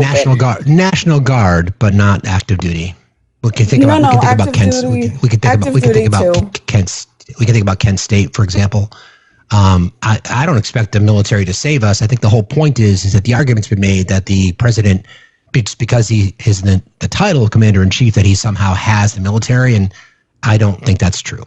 You could just watch the reaction from all the generals and admirals who were gathered at that infamous meeting last week. I don't think he has the military. I think he wants people to think that he does, but I don't think he does. I don't think as a whole, but I think there are definitely people in there that, and all you need is a few, right, to do some very bad things. But he gave a list of 6 things that some of them I didn't even remember. But even, for example, like the one that I remember off the top of my head was the thing that happened in Whiskey Philly, Rebellion. I think it was in the 80s. Yeah, there's a whiskey rebellion. Yeah, I mean, Yeah. I don't want to go too far down that particular road No. because we certainly don't want to create any unnecessary fear. And I'm not saying you are, but I think from what I learned from that, and if you read a lot of the debriefs and you read a lot of the communiques that travel and you read a lot of the experts who have been reporting on the military for a year, people were overwhelmed. How people the brass that was there were so blown away by such fucking bullshit. I can imagine. I can imagine. Yeah. And I don't mean to cause any additional fear because we're all on pins and needles at this point. Even me and my partner had a conversation the other day. We're like, we need to make a decision now. Are we staying or going? And we're staying. So we're here for the long haul, whatever happens. Yeah. I agree. Thanks for jumping in today. Be safe no out problem. there. Have a great day. You got it. I just saw Nicholas. You still there, brother? Yes. Where'd you go?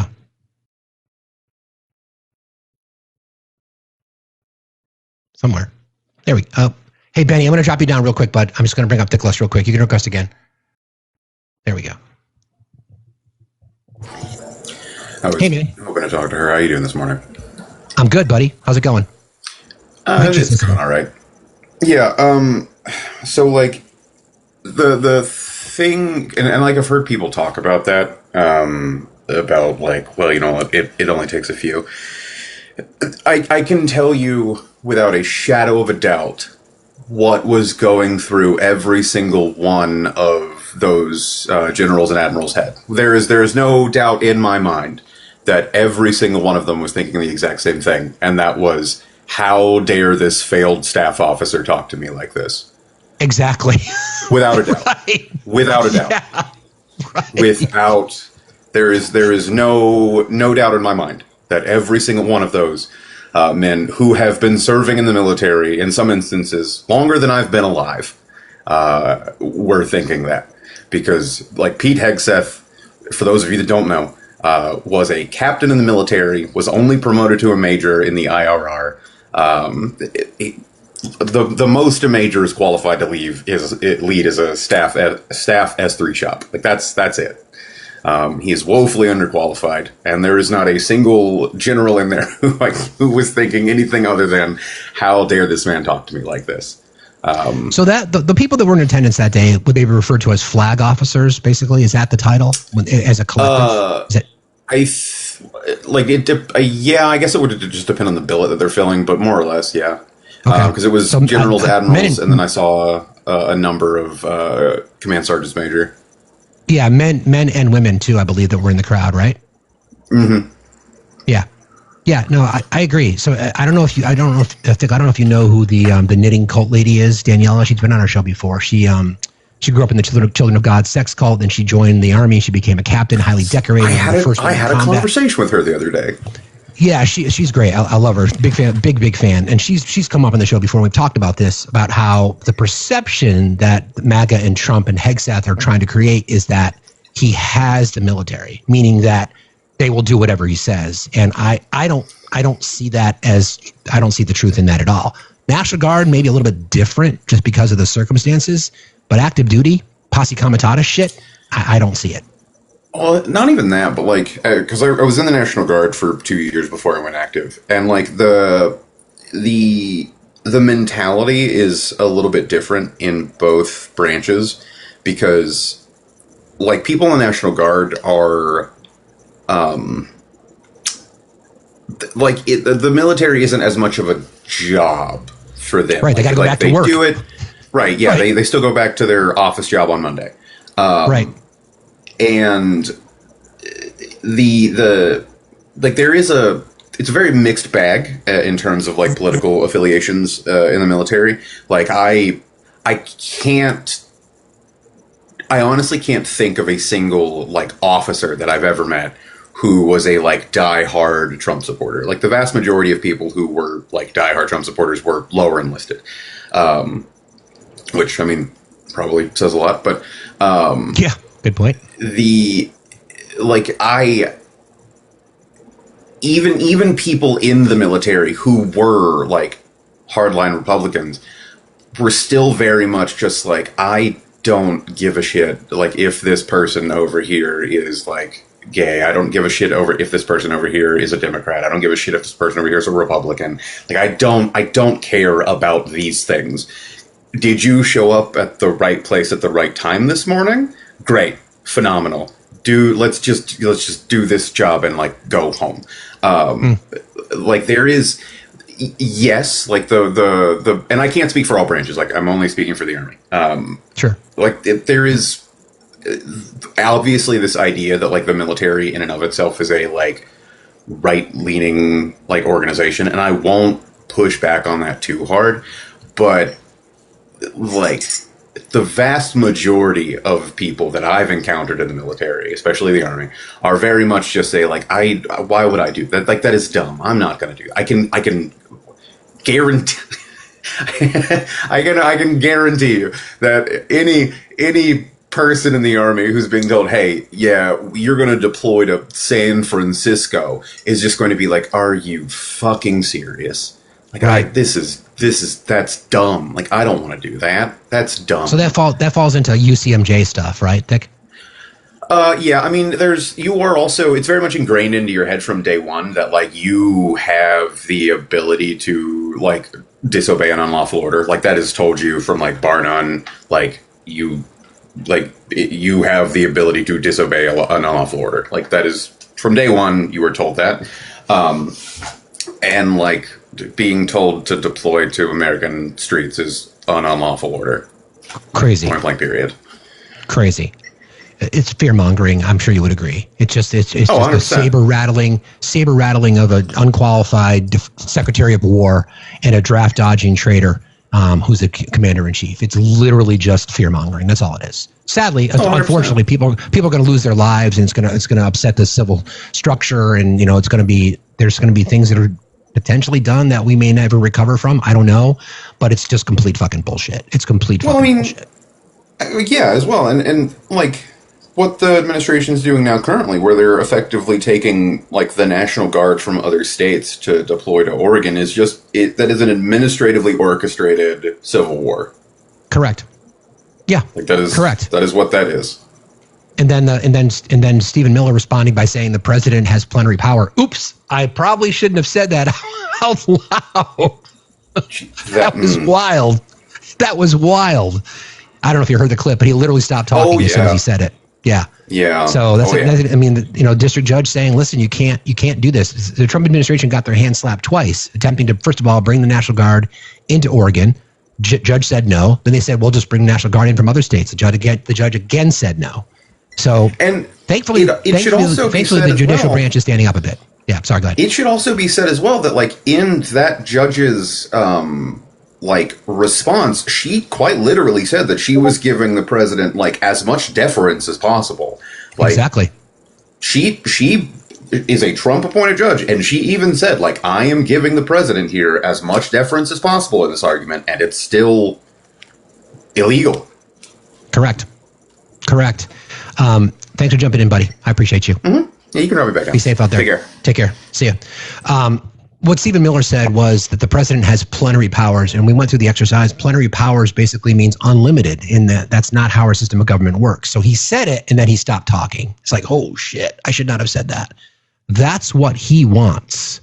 4'10" Stephen Miller. Apparently, he's like what was he? Some sexual matador? That's what apparently the right-wing circle was saying about Stephen Miller. I'm not going there. I'm not going to kink shame. Good for you, buddy. But yeah, so that's what the unitary executive theory is. That's what the whole Project 2025, mandate for leadership doctrine is to give more power, to consolidate more power with the executive branch. So that's what he wants. I don't know if he's 4'10". That's what AOC was saying. That's what Stephen Miller and other members of the administration, the Christian nationalists, take over our government. That's what they want. So he let it slip a little bit, just a little bit, just the tip. Sorry. Just a little bit. He just let that slip a little bit. I can't believe I just said that. My apologies. I can't believe that he I can believe that he said it, first of all. I can believe that he said it. The problem is he had to scramble back and then try to come up with a technical issue as to why he couldn't continue to hear. I know, Kelly, I'm sorry. So let's get a little bit deeper into our conversation this morning about the government shutdown, because I think it's also relevant that we have this conversation because we know that people are going to be harmed. Well, let's play this little sound first, because this is just goes to show you how just completely out of touch that Mike Johnson is, and how MAGA themselves are so obsessed with Bad Bunny. This is wild. So here you go. Any reaction to Bad Bunny being chosen as the Super Bowl halftime performance? I didn't even know who Bad Bunny was, but it sounds like a terrible decision in my view. From How come? Hearing. What's that? How come?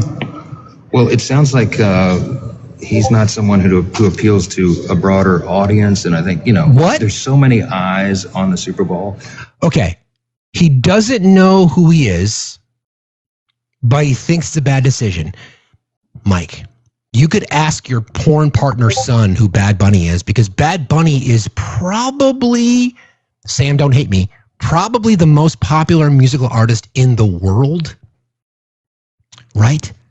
So, yeah, there's that. And don't forget, we played sound from Tommy Lahren yesterday when she talked about how, Bad Bunny's not an American. Yes, dear, he is. He's from Puerto Rico. He's global. That's what the Super Bowl does. And it's kind of funny that MAGA is now complaining about that when we've had people like, U2 play the Super Bowl, or the Rolling Stones play the Super Bowl, or other entertainers. Coldplay has played the Super Bowl. Guess what? They're not American or from the U.S., but Bad Bunny is. He's American because he's from Puerto Rico. Paul McCartney, good call, Tuna. McCartney, exactly. I'll finish the clip. A lot of young, impressionable children, and I think, in my view, you would have Lee Greenwood or role models doing that, not some. Lee Greenwood is now a role model, Mike? Somebody like this. Thank you, Mr. Speaker. What? So again, here's the quote. He doesn't know who he is, but also thinks it's a bad decision, meaning he's making a claim about someone he doesn't know about. So then how could you make that claim? Shakira? Yeah, like what? Lee Greenwood. Yep, that's really gonna bring in a big crowd. That's gonna bring in a huge crowd. That's gonna be like, Lee Greenwood. What song is he gonna play after the one that he plays? What song? And as somebody who has a marketing and public relations background, right? Promotions background, the Super Bowl is one of the most, if not the most watched sporting event on television. Okay? Streamed globally.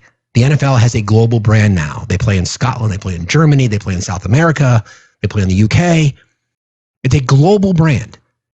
So it would make sense as an enterprise to have one of the most popular musicians in the world playing your halftime show.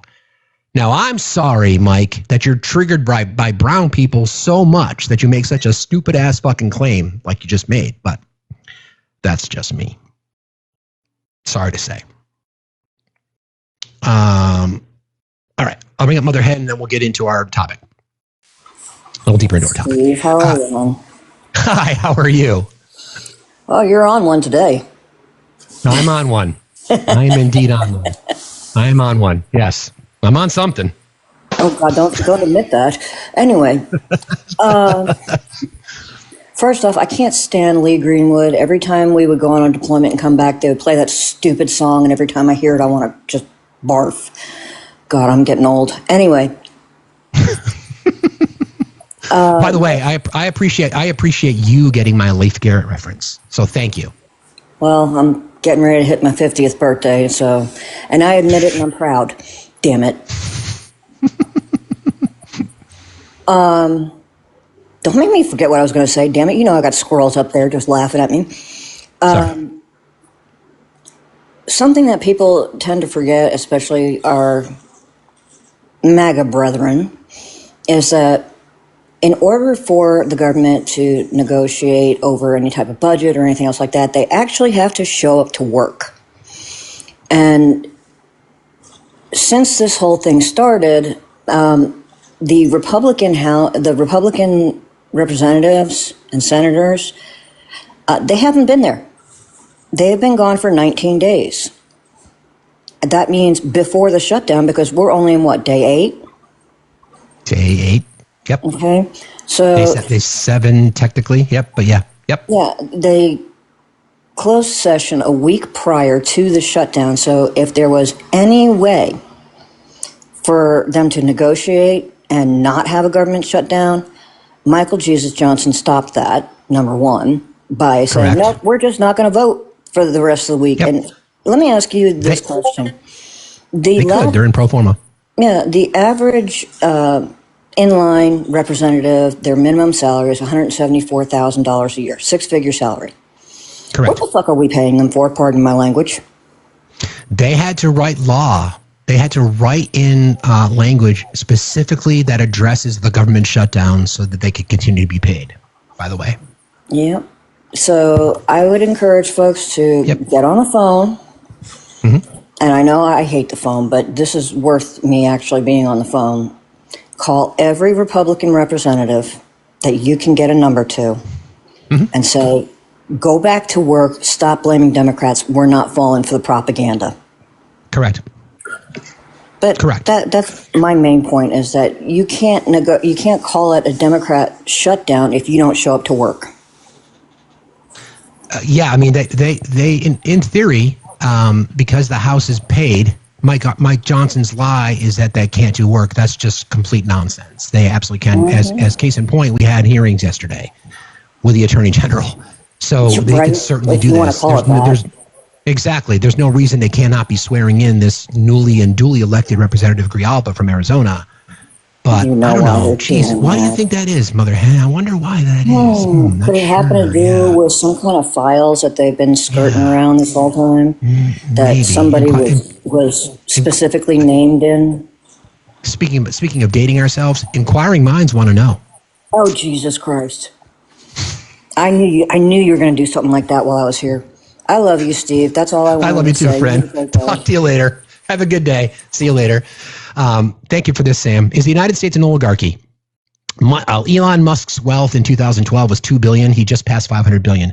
Jeff Bezos' wealth in 2012 was $18.4 billion. He's now at $235 billion. Zuckerberg's wealth in 2012, $17.5 billion. It's now at $245 billion. The minimum wage in 2012 was $7.25. Guess what it still is? $7.25. Okay, I want to do this now. I want to scroll over here. I'm going to play a little bit of sound from MTG, and then we're going to get into our little game. We're going to play the propaganda, disinformation, misinformation game, and I'm going to see how much you've been paying attention to our channel for a while now. So this is what do we got?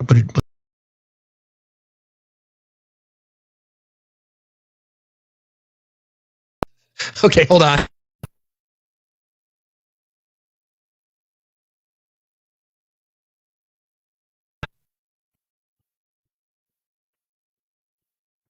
Here we go. Yep. It's going to be the Super Bowl halftime show. All right, let's do this. So MTG has been critical. MTG has been calling, and listen, in a fucking bizarro world, which we're in every single day, when you find yourself, I'm not going to say, when you find yourself agreeing with MTG because she's being objective about what we're seeing, that's weird. Candace Owens, Tucker, it's weird. So Mike Johnson is being asked about some things that MTG has said. Here you go. Both members have expressed concern about the expiration of the tax credits. Marjorie Taylor Greene has been the latest one. There are concerns that When they expire, premiums for millions of Americans would skyrocket. Why not begin negotiations on that issue right now? Because the government is closed, and as I mentioned, that's a December 31 issue. There are lots of conversations and deliberations and discussions right now, even bipartisan. Wait, the government's closed. You're saying that nothing can happen because the government's closed, but yet there's conversations happening? Which one is it, Mike? Amongst members about necessary changes that would have to be made, pretty dramatic changes, to even have that considered on the floor. But look, I'm not going to forecast the outcome of that. The whole point is you keep the government open, and then we have those discussions. You just said conversations are happening, Mike. So which is it? My guy, you got to go to the Pam Bondi and Caroline Levitt School of Lying, because I don't think you understand. You got to stick to the same script. So which is it? So conversations are happening, or is it they're not happening because the government's closed? Okay. Always planning to have those discussions in the month of October. That's how the process works. No. Congresswoman Green specifically said that Republicans do not have a plan to deal with health care. Congresswoman Green does not serve on the committees of jurisdiction that deal with those specialized issues. And she's probably not read in on some of that. Because they've still been sort of in their silos of the people who specialize in those issues. When we get the conference back and when everybody's back together, we'll go through a lot of that. I mean, I've spoken personally to a number of members in the last 3 days, Republicans. From the most conservative member to the more moderate member, with their various ideas on that. There's a lot of work that's been done on that. It's implied as if this has been some sort of ignored issue. It's not that at all. Okay, but everybody's entitled to their opinion. I mean, not everyone knows everything. Congress is a very complex organization, operation, institution with lots of things going on. And yeah, dude, it's your fucking job to keep the government open, so shut the fuck up. Lots of different areas of committees of jurisdiction, and no one member has read in on everything that happens because that would be an impossible amount of information. Okay, like whatever, dude. All right, so then there's a little bit of additional sound as it kind of relates to that, because this is MTG. This is what he was talking about. I just want you to hear what she has to say, because she's right. And to allow Democrats to have some sort of moral high ground on this issue because they're the only ones talking about it, I think is a major failure from the Republican Party. And I'm not going to stand there and just keep talking the talking points when my own adult children can hardly afford health insurance premiums, when everyone in my district, it's the number one issue that I hear about day in and day out, not just people on the ACA, but people that have private insurance as well.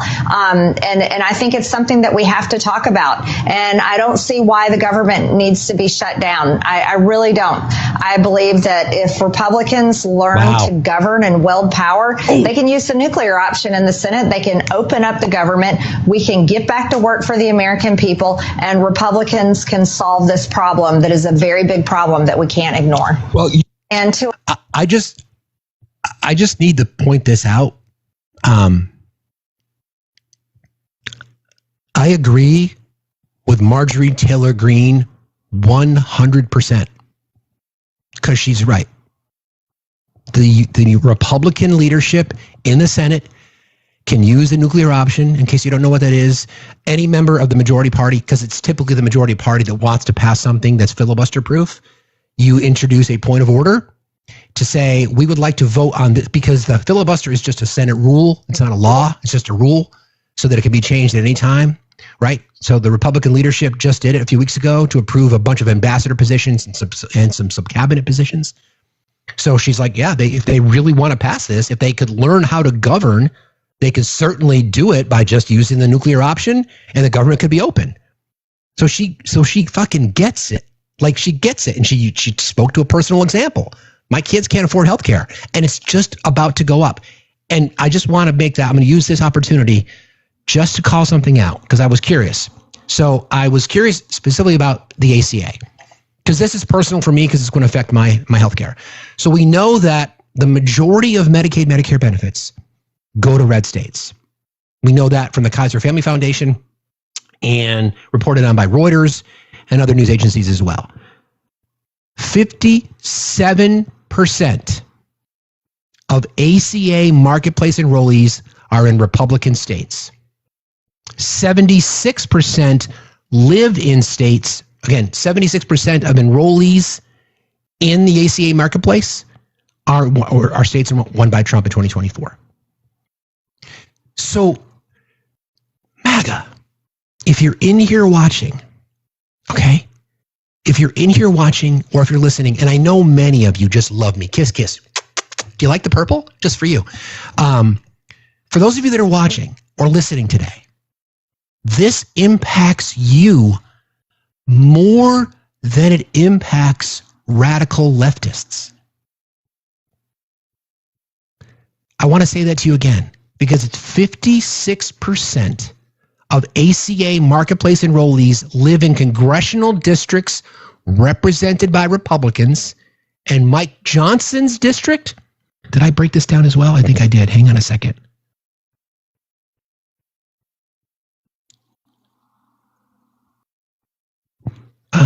Where is it?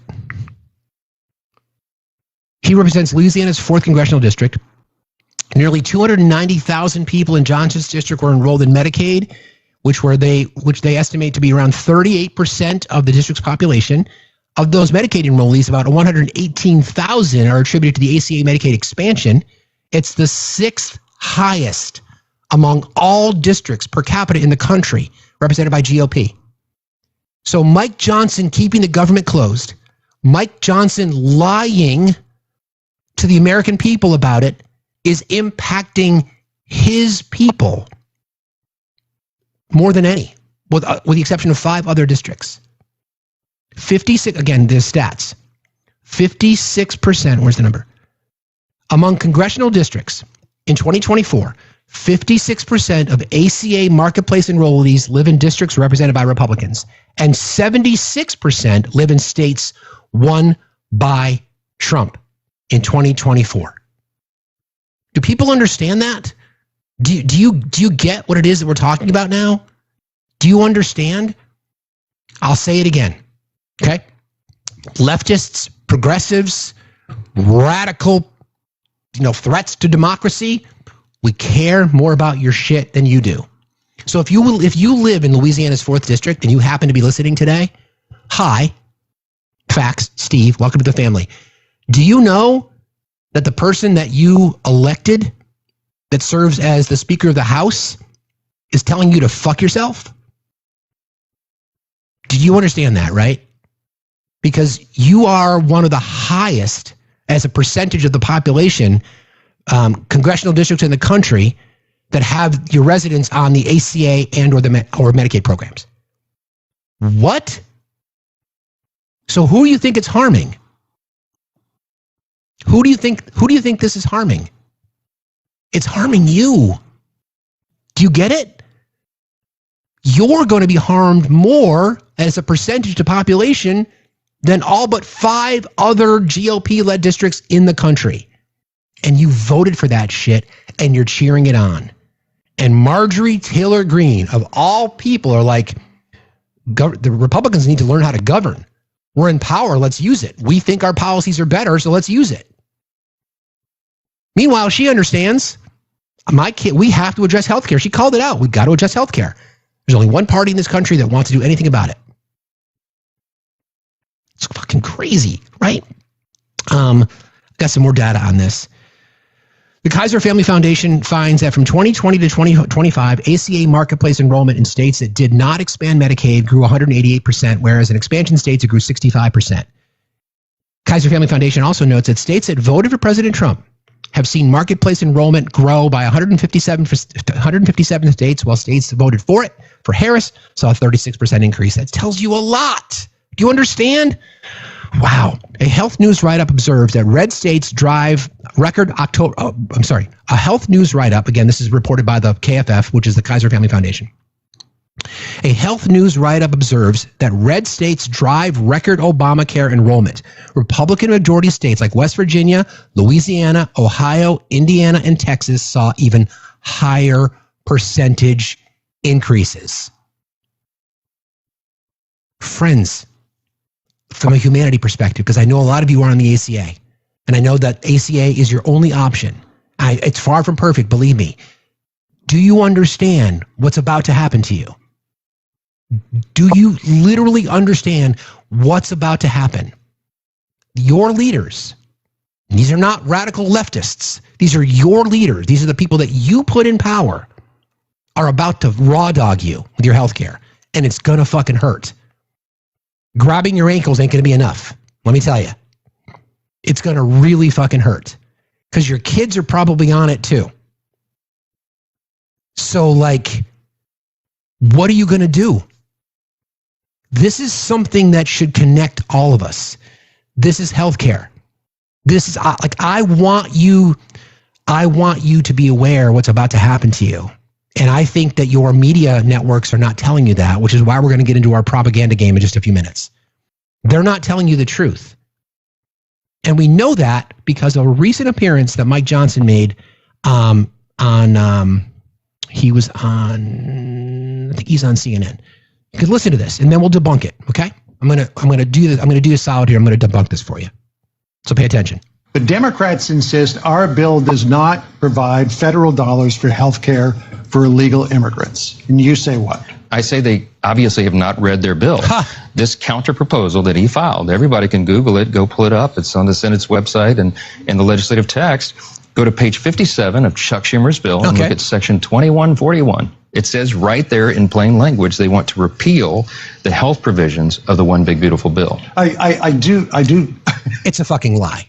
Okay? So the reason he says that, section 57, page 57, section 2141, the reason he says that is because he knows his people won't go look. So we did. Okay? Before I do that, I think I'm going to bring up Benny. And I'm going to hand the keys to the car to Benny for just 1 second so I can take a quick break because I want to get into this section. Then we're going to play our game. So I know you probably want to talk about Prime Minister Carney. So good morning, sir. I'll be right back. Friendly neighbor from up north. How's it going, eh? Hopefully everybody's having a good day today. Weather's a little disagreeable today, but that's all right. We're dealing with it. Holy fuck. Feels like we're living in a fucking clown world right now. MAGA's just falling. They're going off the rails on a gravy train, pretty much.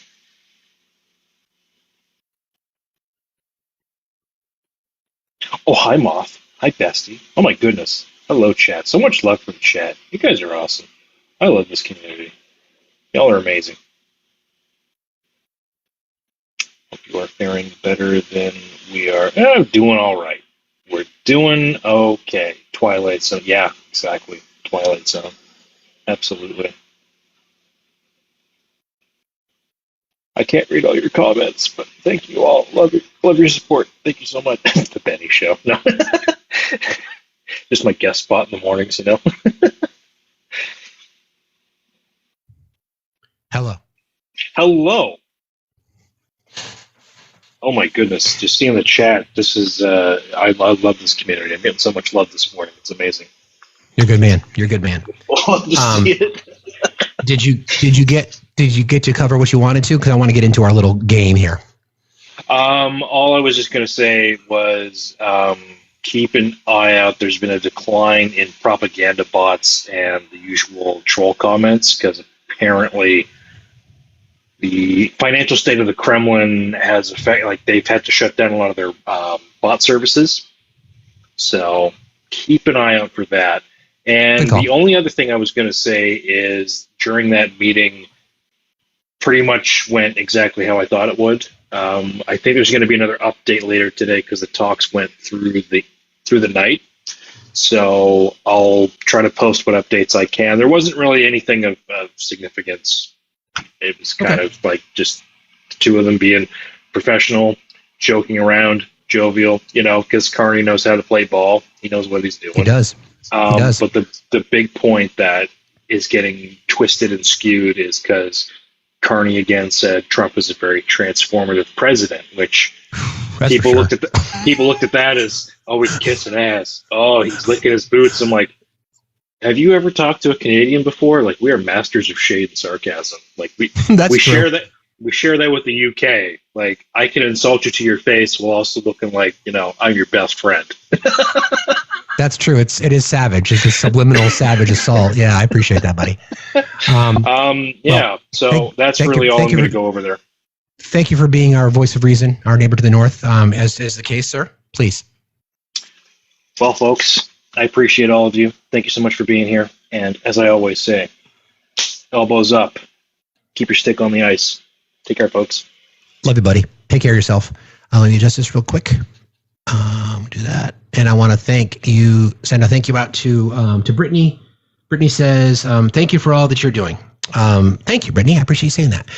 Okay.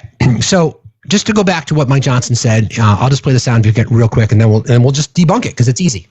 Part ways with you here on this idea of plain language. I read that whole section. It might as well be written in Mandarin. And that's probably why the Democrats don't understand what they filed. But if you interpret that and you get through all the subsections, what you realize is they're trying to take out in its entirety the reforms that we put into the big, beautiful bill pertaining to health. The Democrats. It's a complete lie.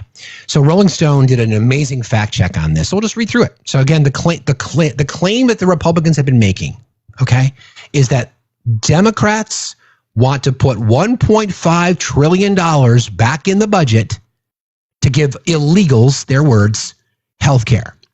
So also, before I get into that, when Mike Johnson talks about this as a clean CR, when they say a clean CR, first of all, you guys are the smartest chat in TikTok, a CR is a continuing resolution. We last signed one in March to keep the government funded through the end of September, okay? So it's not a clean CR. The reason we know it's not a clean CR is because of the budget bill that passed, because the One Beautiful Bill Act passed this summer. So we know it's not clean. So they can't use that as clean, okay? It's not, because things have changed. So don't forget, when Chuck Schumer and the Senate Democrats kind of bent a knee back in March to keep the government funded, we kind of knew this was going to happen, that they would go back on their word. So they did. So it's not a clean CR, okay? It's not. A clean CR would be nothing has changed, like there would be no budget bill passed. That would technically be clean. They're never truly clean, so they're lying to you about that as well, okay? So Rolling Stone did this breakdown on this claim, all right? Fact check. Mike Johnson's biggest lies about health care and undocumented immigrants. Republican Speaker continues to push the false narrative. The Democrats are responsible for shutting down the government because they want to fund health care for undocumented people. House Speaker Mike Johnson continued to blame Democrats for the government shutdown using misleading Republican talking points that insist the Democratic leadership is pushing to fund health care for undocumented immigrants. Johnson said on CBS's Face the Nation, this is what he said.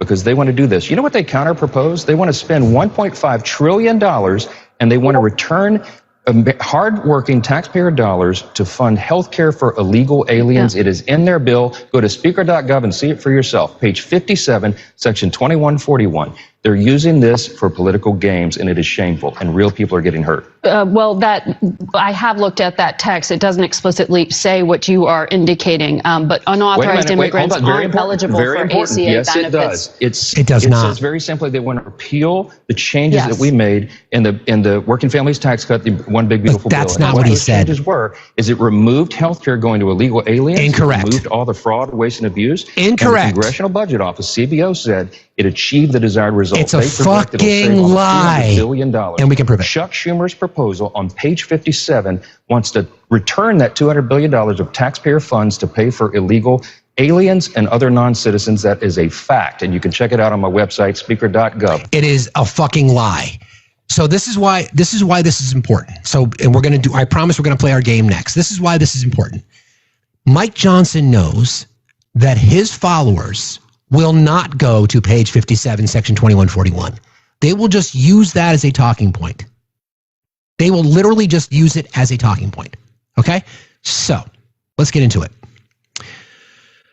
Johnson said that, quote, you heard it, that they want to spend $1.5 trillion and they want to return hardworking taxpayer dollars to fund health care for illegal aliens. It is in their bill. Go to speaker.gov and see it for yourself, page 57, section 2141. Friends, you can go there yourself. You can go for it. Just search for section 57, page 57, section 2141. It'll bring it up. You can read it yourself. You'll find out exactly what's in there.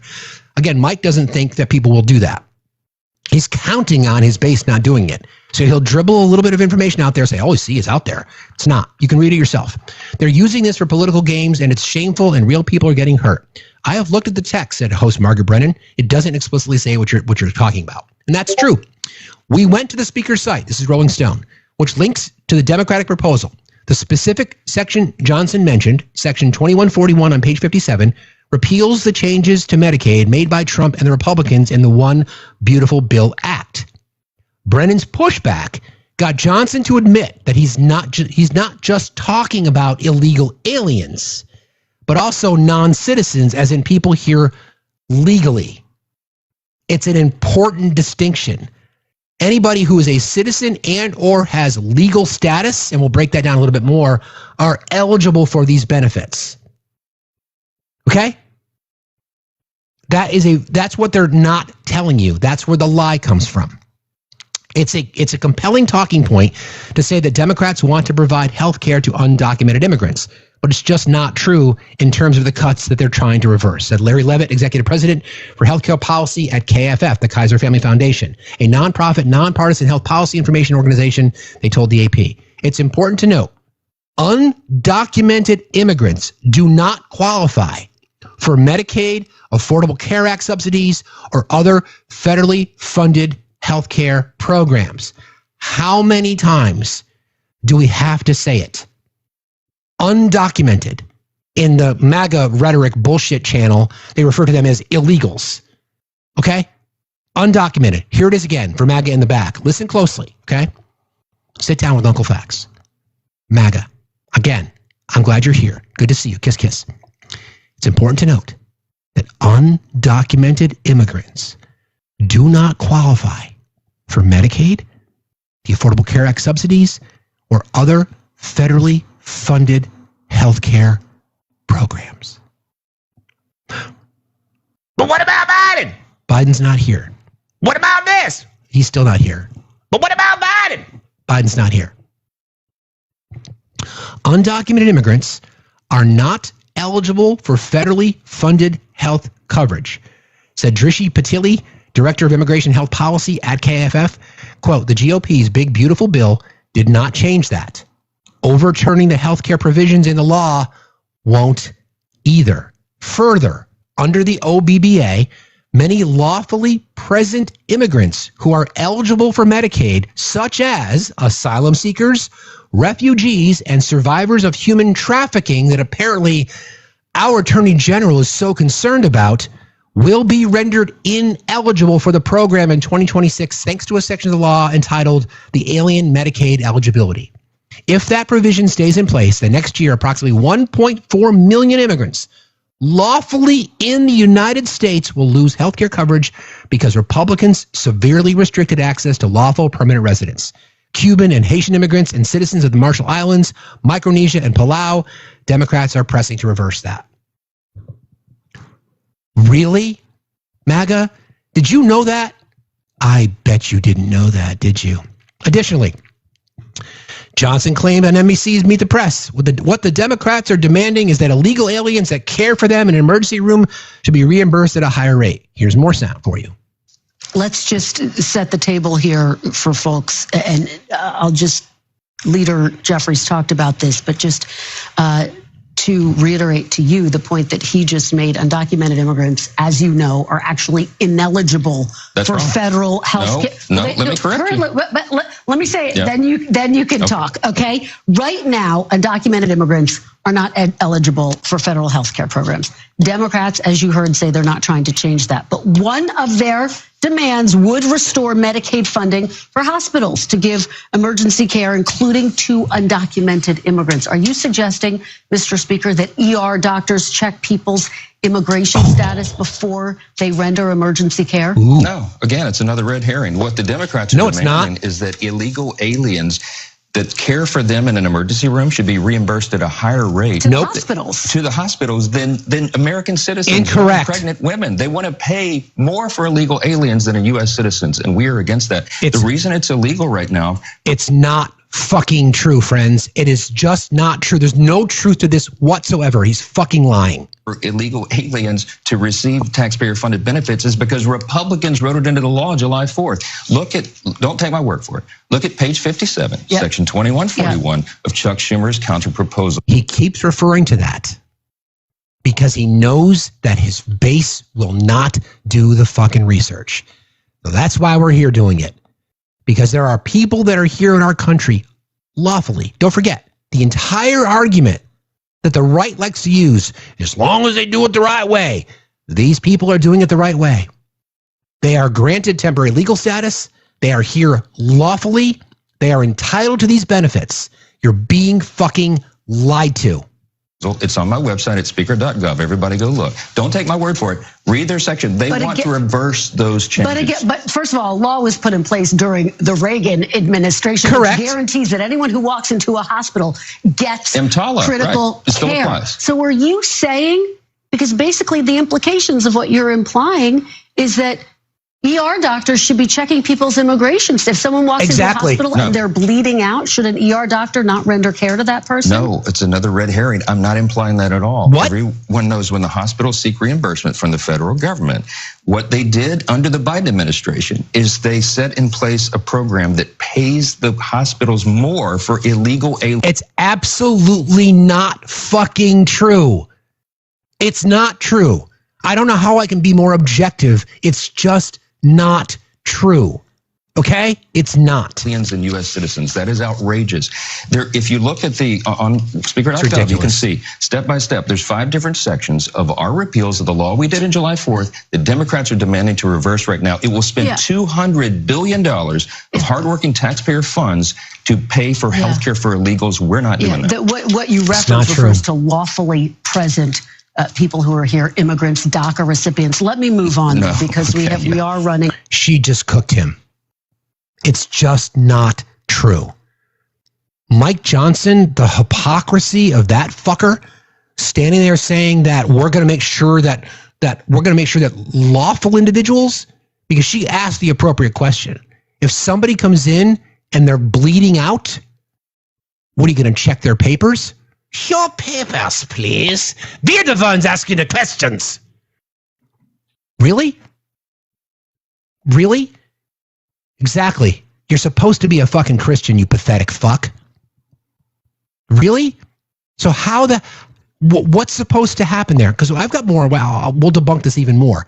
It is vile. It is absolutely fucking vile.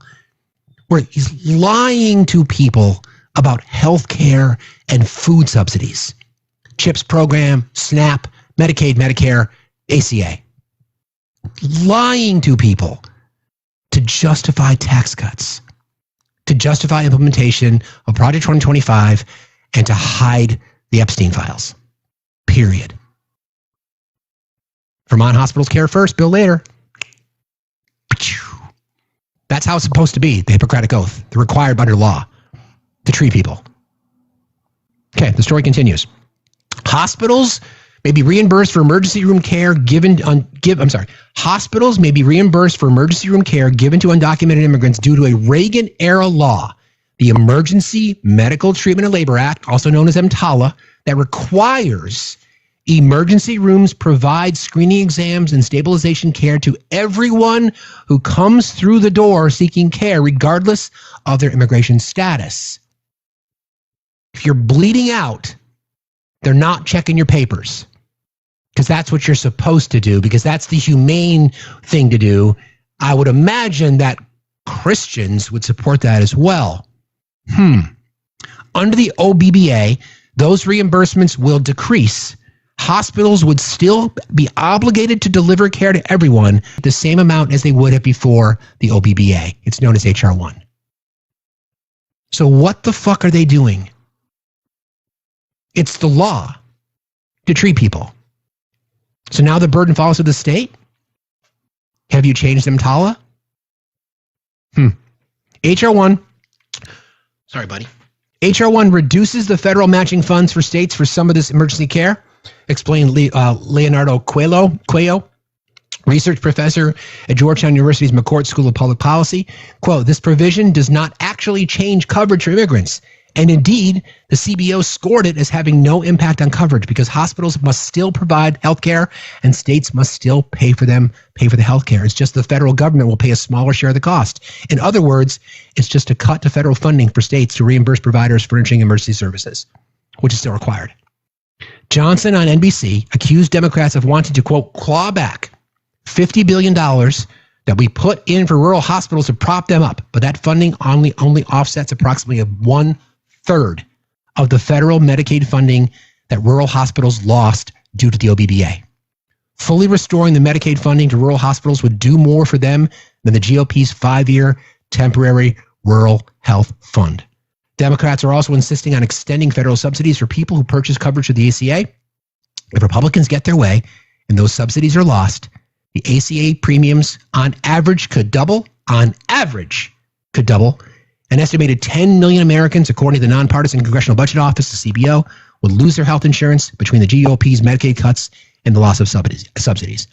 As the shutdown over these issues approaches its second week, according to a Washington Post poll and most other reputable pollsters, over half of Americans, 51% now, blame Trump and the Republicans for the government shutdown. 30% blame Democrats. This is a losing issue for them. They are losing, and they know it, and they don't know what to do because they can't govern. They have lied to the American people about this. People that are being impacted the most live in red states. 60%, went through the numbers. 60%. Let me go back to the number again. After hearing the lies that Mike Johnson just told. In 2024, 56% of ACA, Obamacare, marketplace enrollees live in districts represented by Republicans. 76% live in states won by Trump in 2024. The split is crazy. The majority of Medicaid's, the majority of federal subsidies, Medicaid, Medicare, SNAP, CHIPS programs, go to red states. So who are they harming other than themselves? Who the fuck are they harming and why? To pass tax cuts for the rich, to implement Project 2025, and to protect the president because he's on the Epstein list. Okay, we're going to shift to our game. All right, we're going to play a little game, and I want to see how. I know how smart you are because you're the smartest chat on TikTok. But let me first give you some background. So what I want to do here is, hang on one second. I want to talk about the difference between propaganda, disinformation, and misinformation, because we're seeing a lot of it, right? Whether it be the red pill effect or whatever that might be. Let me see if I have somebody in the box here. I'll just bring a person up real quick, and then we'll move on.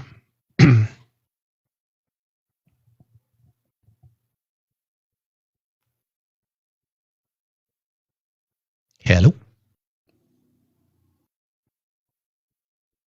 Hello? Praham Pools? Guess not. Try somebody else.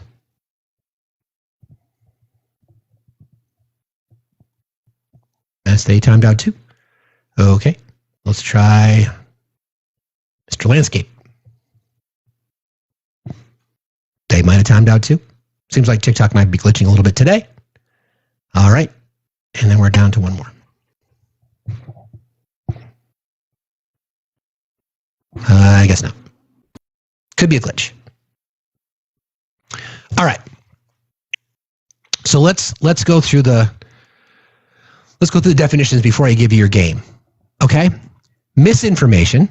Take notes. Misinformation, false or inaccurate information that is spread without intent to deceive. Sharer believes it's true. So the person sharing the information believes it to be true. Therefore, it's unintentional. An example, a person shares an outdated chart about C19 thinking it's current. Okay? They're sharing it. They see the data. They're not intentionally spreading disinformation. They are sharing it. That's misinformation. Unintentional, often the result of confusion, misunderstanding, or negligence. The goal is no goal necessarily. It's simply mistaken or careless communication. Harmful, but by and large, unintentional. Disinformation, false information that is deliberately created and spread to deceive or manipulate others. The key trait is the originator, the person who's sending it, knows that it's false. An example, a state-run campaign fabricates documents to influence an election. The fake electors plot, anybody? Disinformation. The intent, intentional deception to mislead, to sow confusion, or achieve political, financial, or social gain. The goal is to control public perception, weaken trust, or influence outcomes. Disinformation. Okay? The fundamental difference between the two of them is disinformation is intentional, misinformation is not. And then propaganda. Information, true, false, or biased, used systematically to promote a political cause or point of view. Key trait, can use truth, half-truths, or lies to persuade. An example, government posters glorifying a leader or demonizing the enemy. Propaganda. Persuasive, ideological, aims to shape opinions, emotions, and behavior, mobilizes support, justifies policies, or maintains control over a population. Again, disinformation intentional, propaganda meant to create emotions connected to it. Could be lies, could be half-truth, could be a whole bunch of shit, but it has a particular political goal, if we're speaking in political terms. And then misinformation is, I didn't mean to do it. Okay? So, here's the game. All right? I'm going to give you some scenarios, and I want you to tell me what it is. I think there's 5 of them. Hang on one second. Let me get to the quiz. Hang on a second. Sharpen your pencils. So now that you know the definitions, okay? Scenario 1.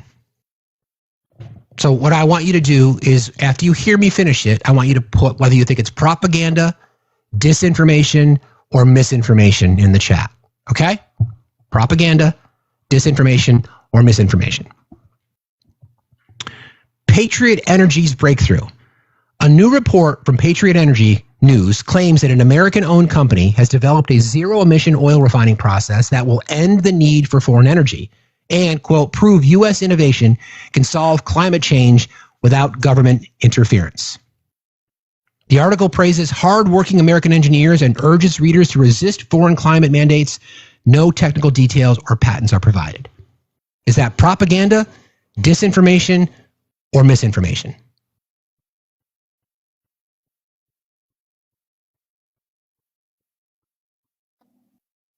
It's propaganda. The company doesn't exist. This is a nationalist framing meant to boost patriotic sentiment and distrust of global cooperation. It's propaganda. Okay? Here's another one. New study finds tap water causes memory loss.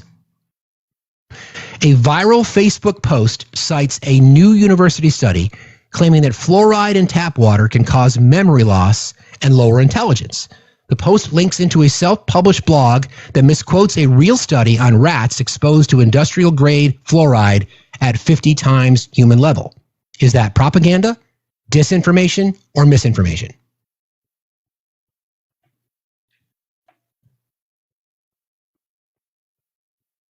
Interesting. So the bulk of you put disinformation. It's actually misinformation. The story spreads misunderstood science, not intentionally deceptive, but false through error and misinterpretation. That's misinformation, right? So the story spread based on outlets publishing it, and then it was shared. Okay? Is this fun? Guys enjoying yourself? Hearts in the chat if you like this. There's going to be more of these because we got to unpack this shit because we're going to talk about cognitive dissonance and confirmation bias and Dunning-Kruger in just a couple minutes because that's relevant. All right. Number 3, opposition leader is secretly funded by drug cartels. That's the headline. Again, propaganda, misinformation, or disinformation. An anonymous Telegram channel releases leaked documents suggesting a political leader received cartel money during a campaign. The files are faked using AI-generated logos and timestamps. The story spreads rapidly before any verification. Is that misinformation, propaganda, or disinformation?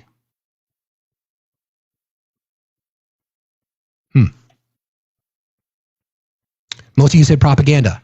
It's disinformation. Intentionally fabricated to harm a target. It's classic disinformation. It's intentionally fabricated, right? It's not using anything. There's no truth to it at all. It's intentionally fabricated. That would be disinformation. If that story were to be shared, I know it's hard, isn't it? It's tough. Exactly, Chelsea. This is why we're doing it. It's really hard. Okay? So an example of misinformation on that same story would be somebody just spreading it.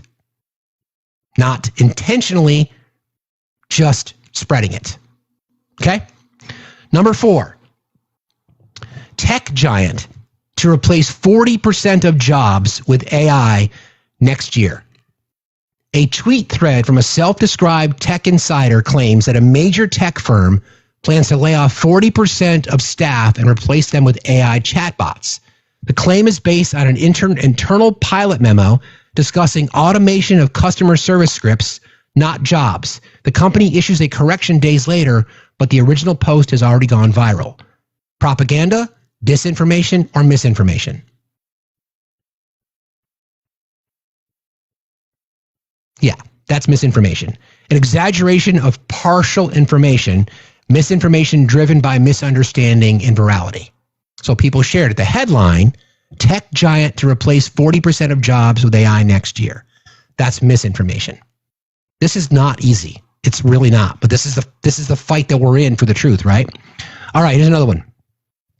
Community group calls for ban on teaching patriotism. A right-wing outlet claims that a progressive community organization is pushing to ban patriotism in schools. The petition called for, quote, inclusive civics education that teaches multiple national perspectives. Is that propaganda, misinformation, or disinformation? Yeah, it's propaganda. Intentionally framing to stoke cultural division. Propagandized, right? You could certainly lean in to say it's disinformation too, but that's full-on propaganda. No doubt about it. Got one more for you. Scientists confirm cats can sense earthquakes before they happen. Meow. A lifestyle website posts a story claiming that Japanese scientists have confirmed cats can predict earthquakes minutes before tremors. Propaganda, disinformation, or misinformation?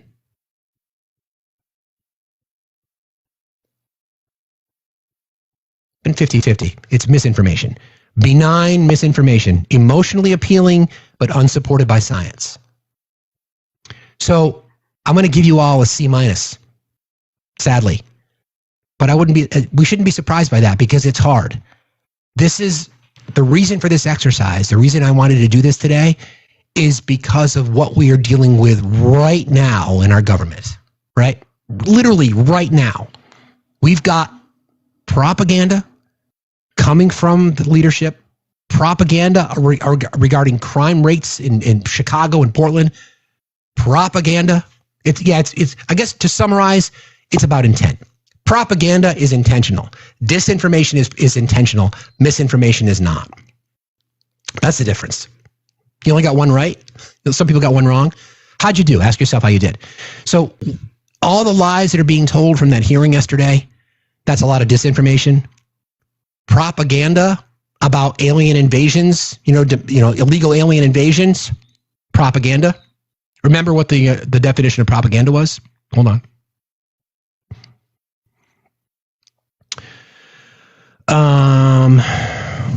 Where is it? Hold on. The definition of propaganda, just so we have it for the purposes of this exercise. Information, true, false, or biased, used systematically to promote a political cause or point of view. It's intended to divide. Yeah, propaganda is really it's a tool that's been used throughout history to divide, whatever the topic might be, right? So we think about now, we think about the Russian propaganda. It's infiltrated our government system about how there's Yazis in Ukraine and it was about NATO expansion and blah, blah, blah, blah, blah. Okay? Blah, blah, blah, blah, blah. Yeah, I'll do some more of these. That's all I have for today, but I'll do some more. That's one example. And then everything else, as it relates to domestic policy here, that we're being invaded, that the radical leftists are the ones that are promoting violence. That's a fucking lie, okay? That's propaganda and disinformation, right? That's propaganda and disinformation. Because the data, we'll get into the Dunning-Kruger confirmation bias and cognitive dissonance in just a second, because the data refutes all of that. All right? So let's then get into the whole Dunning-Kruger confirmation bias and cognitive dissonance. I want to point out a couple things because I get asked this question a lot. Like, how do I verify sources? I've got an advantage because I worked in media for so long. I was trained in media, and when I say media training, I've been a public speaker in the past. So I've gone through exercises as to, how you say things, when you say things, where you say things.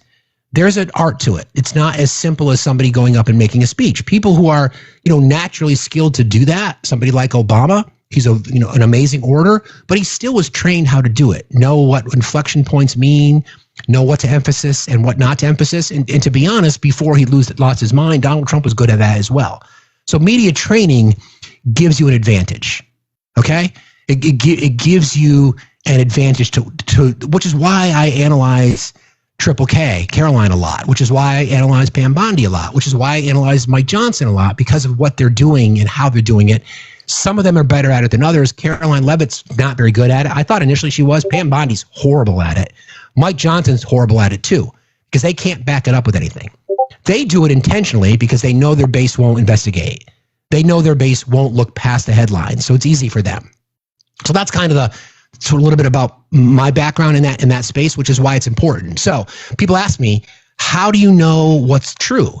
And I work my ass off. The mods will tell you, we ask each other, like, should we believe this? Is this bullshit? Is that, is this nonsense? Is this crazy? And we check each other. And that's part of what we do behind the scenes in the lair when they let me out of the lair. I should say the sex dungeon.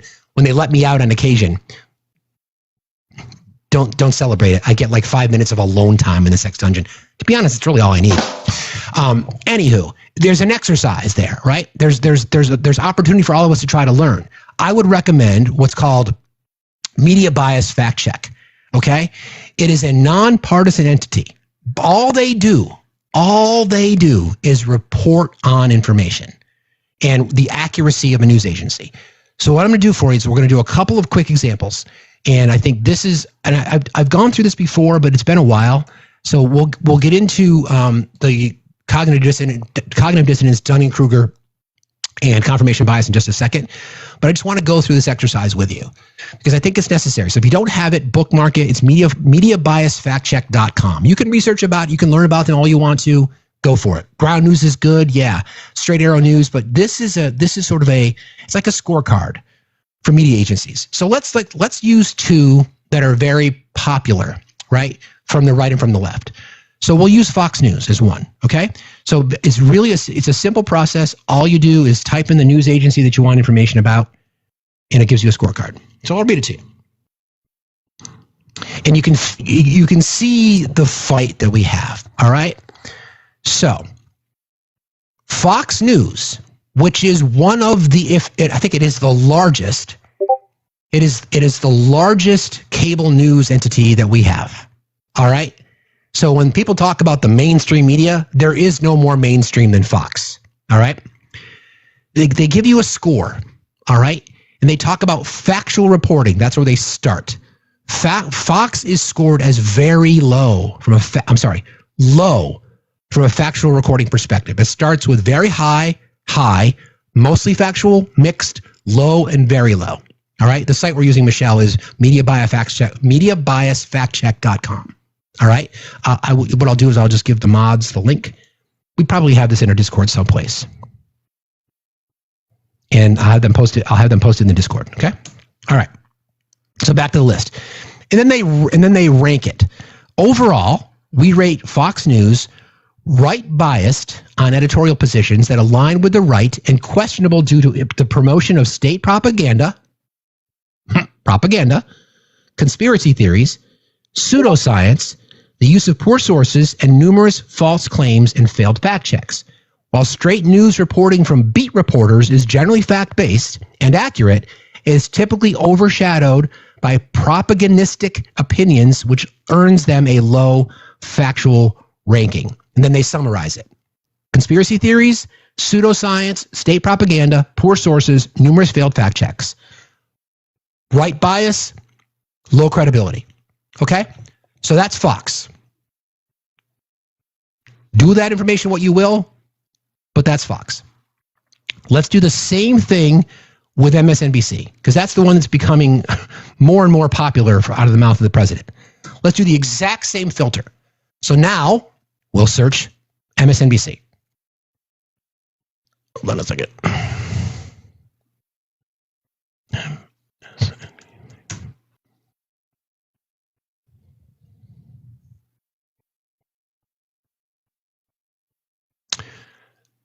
MSNBC, left bias, liberal, progressive, Democrat, credible.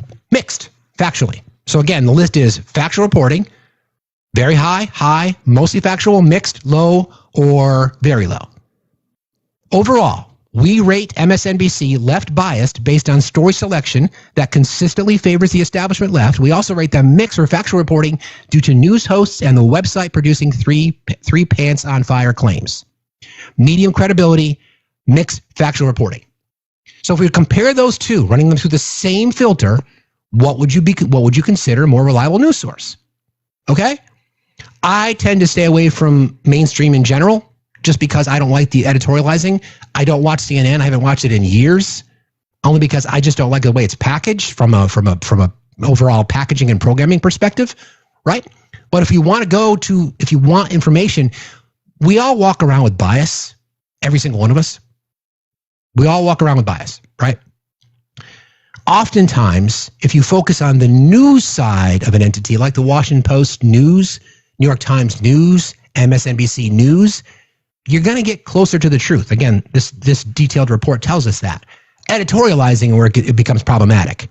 The editorial pages, oftentimes what we see in these spaces when people come up and try to contradict what we're talking about, they'll say, well, I just read this here, and then you look at the headline and it says opinion. So be very mindful of editorializing.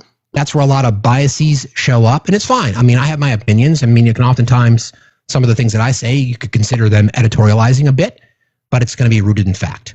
Okay? So now, let's go to some of the sources that I've used in the past. And again, I'm not saying that these are the only ones that you should use, but for the purposes of this exercise, if people are trying to find information, hold on a second. If people are trying to find accurate, thorough, consistent, honest, factual information, this is the AP. Again, the scale is very high, high, mostly factual, mixed, low, or very low. The AP is scored as high, factually. Overall, we rate the Associated Press as left-centered due to left-leaning editorializing, like I just said. Stories frequently conducting using fact checks on conservatives. We also rate them high for factual reporting due to proper sourcing and a reasonable fact check record. Summary, high factually, 0.8 out of 10. High credibility. Again, ask yourself the question. Where do you want to get your news? Would you rather find something that's going to suit your narrative, or would you rather find the truth? Okay?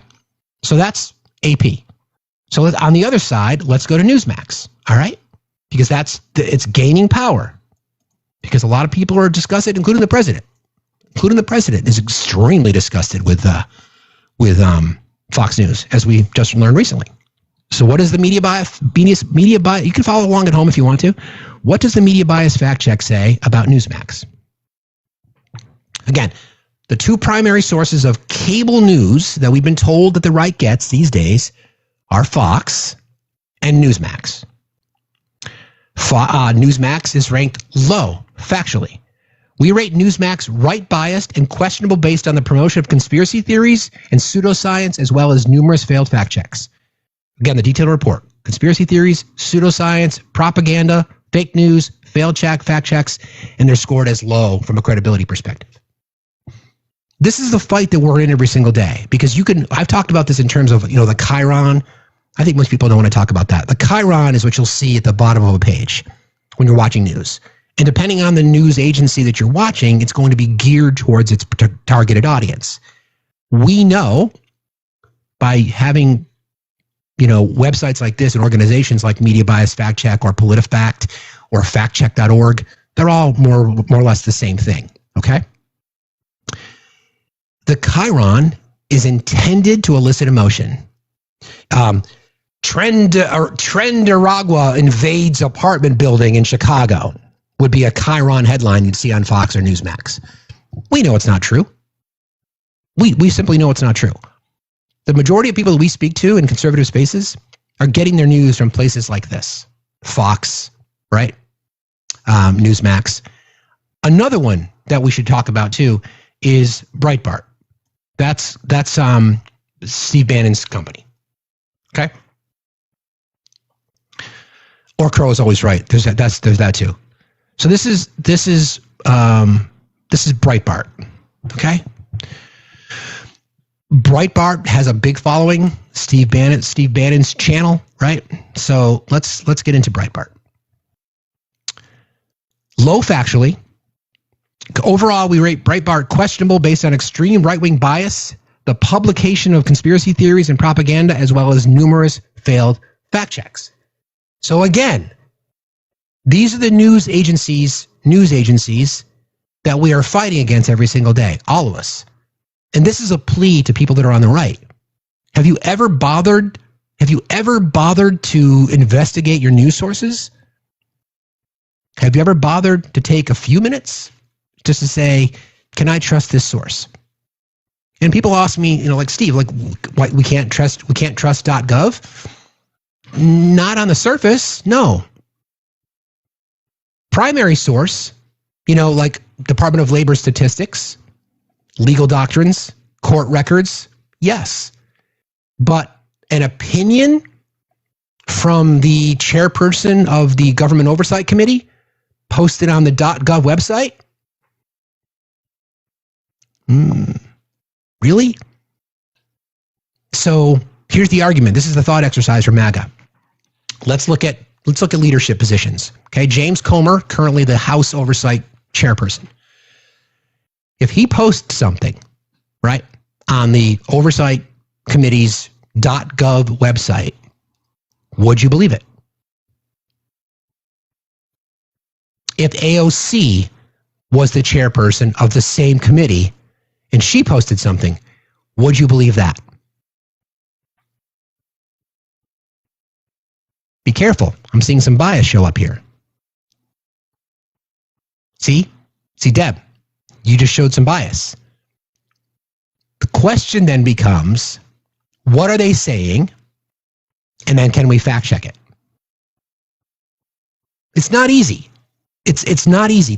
Again, our channel's name is Factsstillmatter because I fucking believe in it. I believe it's necessary to do the work.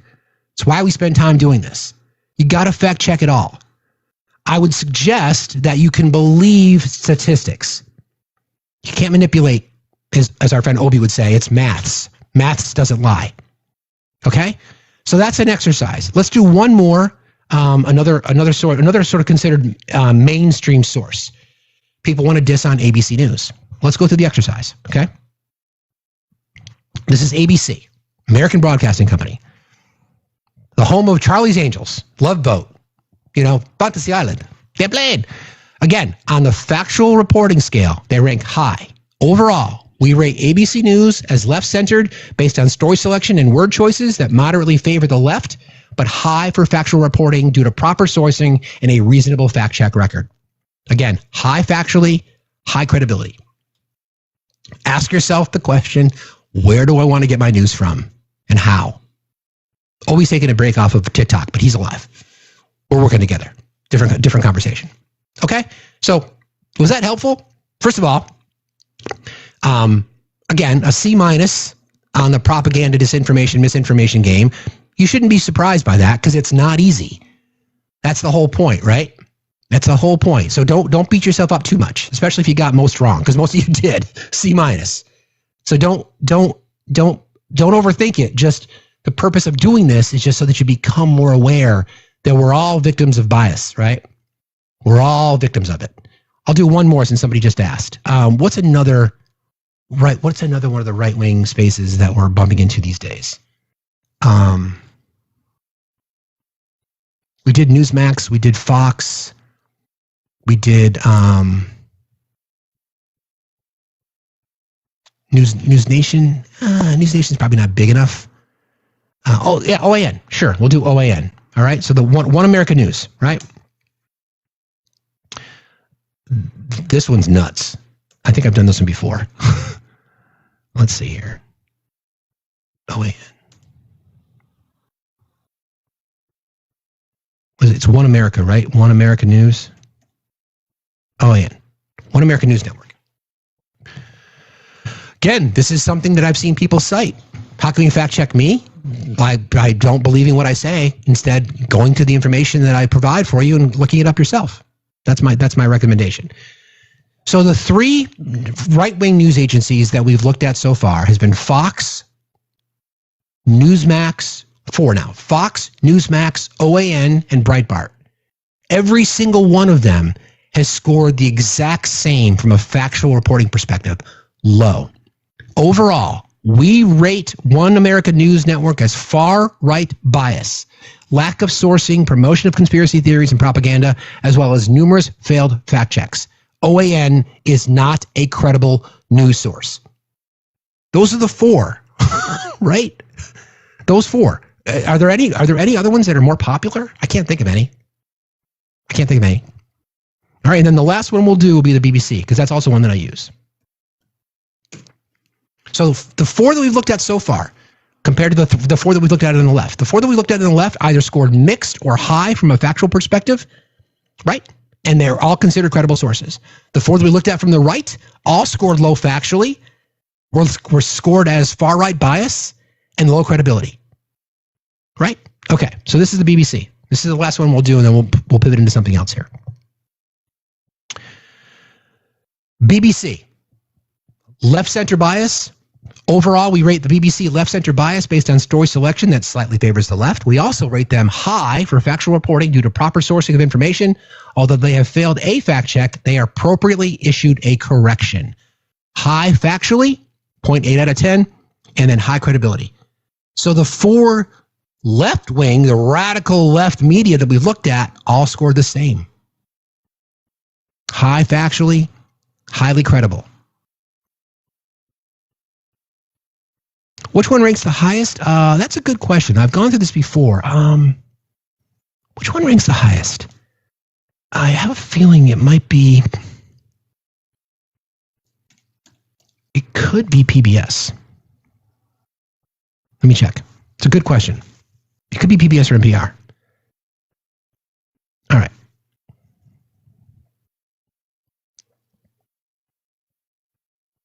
PBS left-center bias based on story selection favors the left and high for factual reporting due to a reasonable fact-checking record. That's PBS. And then let's try NPR, and then we'll move on to the confirmation bias, cognitive dissonance, Dunning-Kruger shit.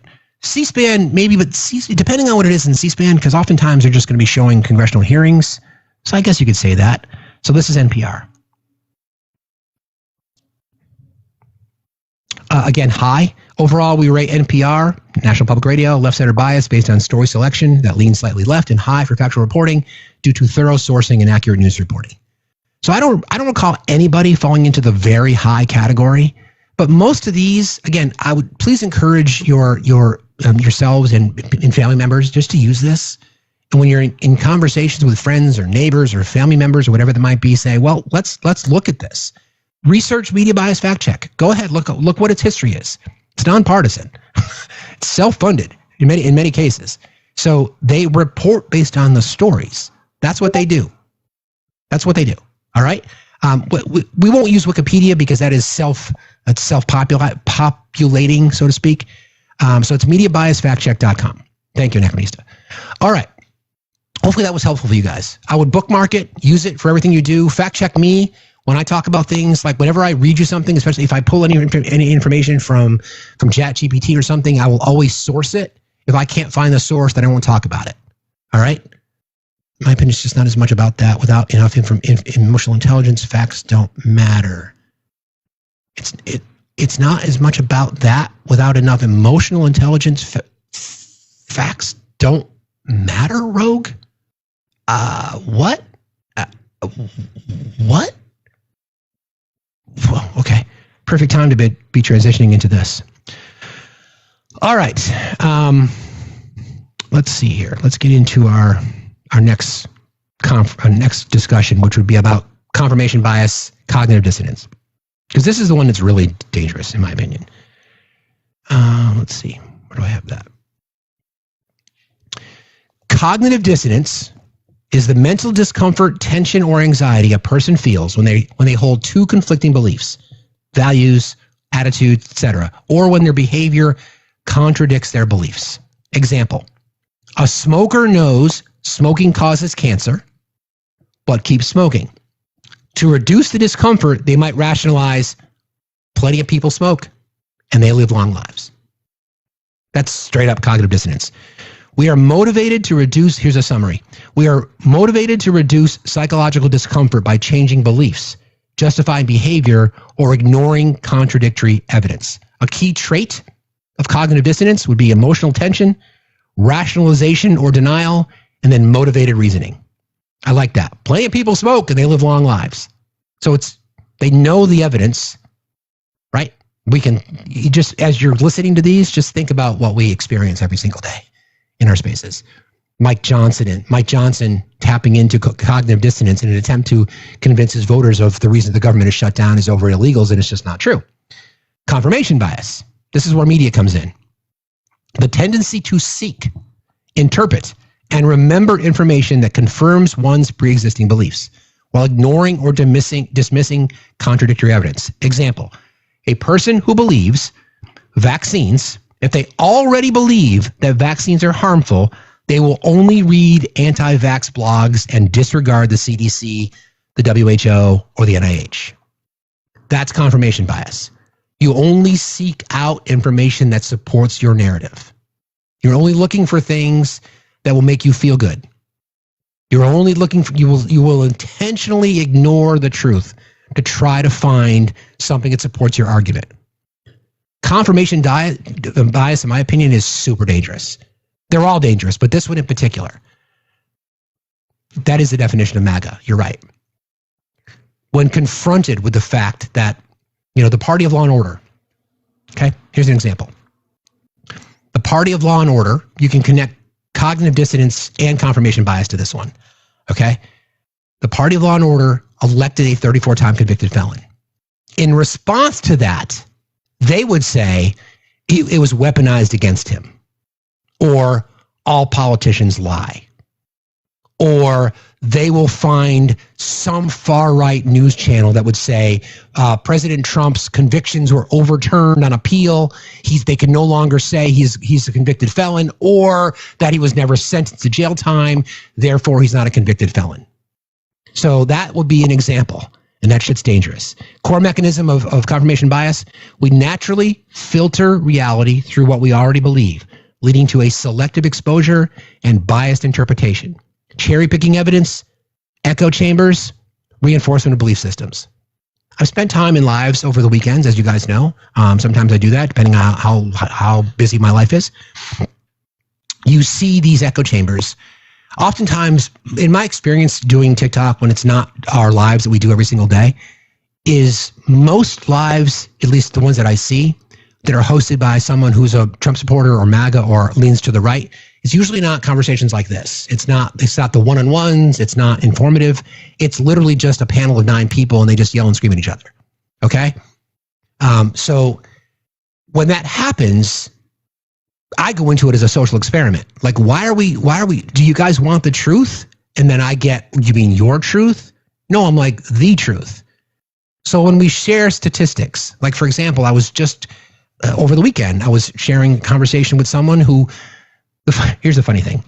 I'll be humble here, right? But I asked the question that a person said, the host said, I'm going to bring somebody up that's going to dunk on you. And I'm thinking, okay, let's go. Well, let's bring it on, depending on what the topic is. I'm never afraid of those conversations because I'm always going to have the truth on my side. And if I'm wrong about something, I'll admit it. I have no problem doing that. It's a sign of maturity. It's a sign of vulnerability. It's a sign of self-awareness, right?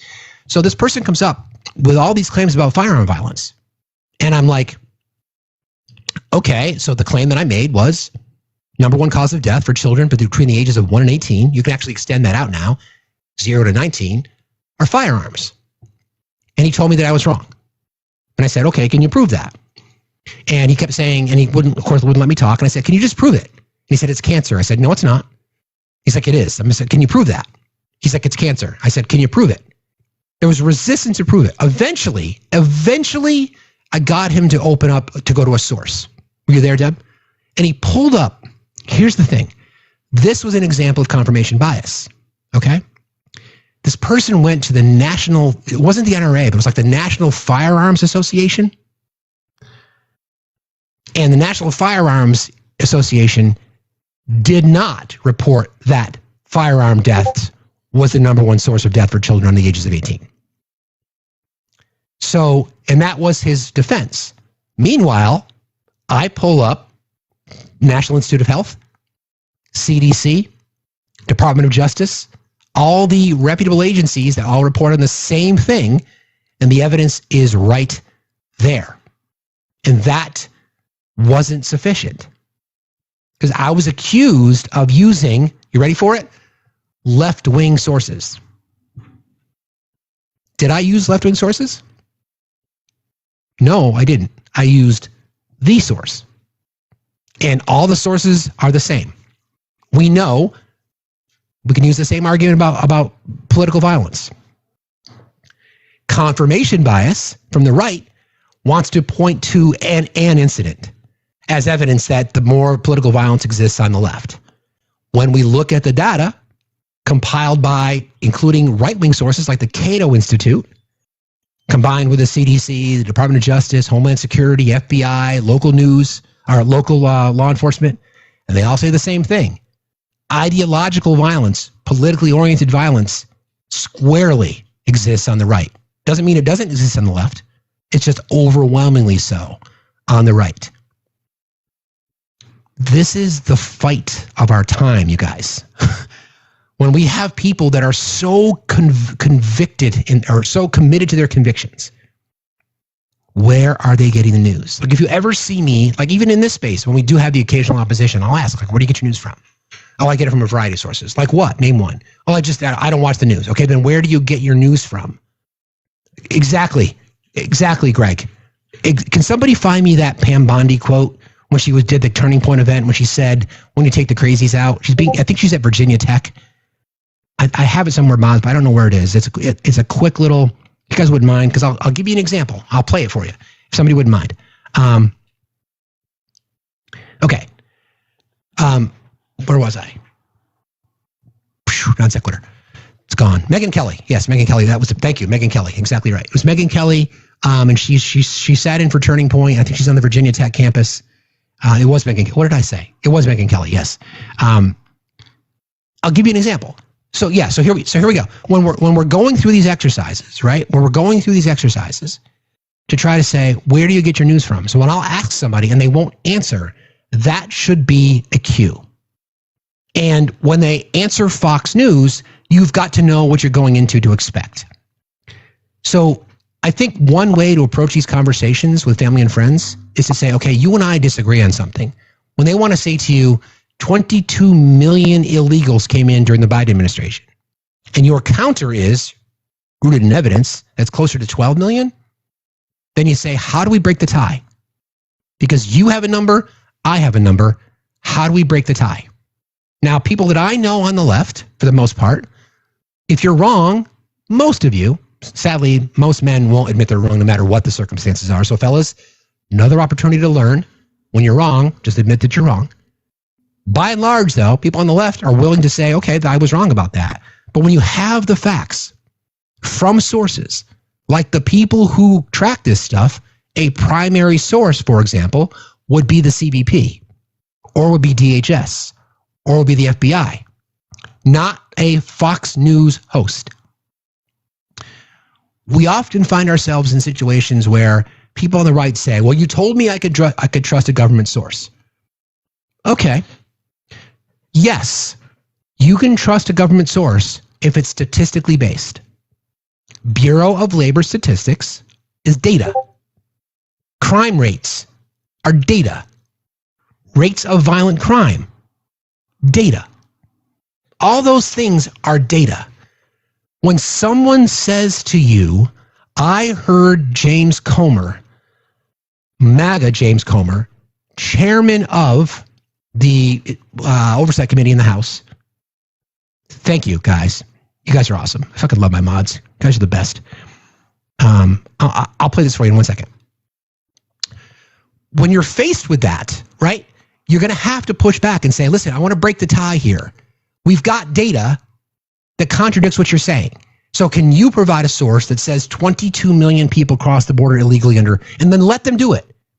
And if they can't provide the source, then what's the point of having the conversation? I know it's fun. I know it's great. But what's the point? Don't waste your fucking time. Okay. Thank you, Tiff. Thank you, Brooke. I appreciate you guys. So this is what I was talking about. This is a moment, and we'll unpack this shit. So this is Megyn Kelly. She went to Virginia Tech, and we're talking about political violence.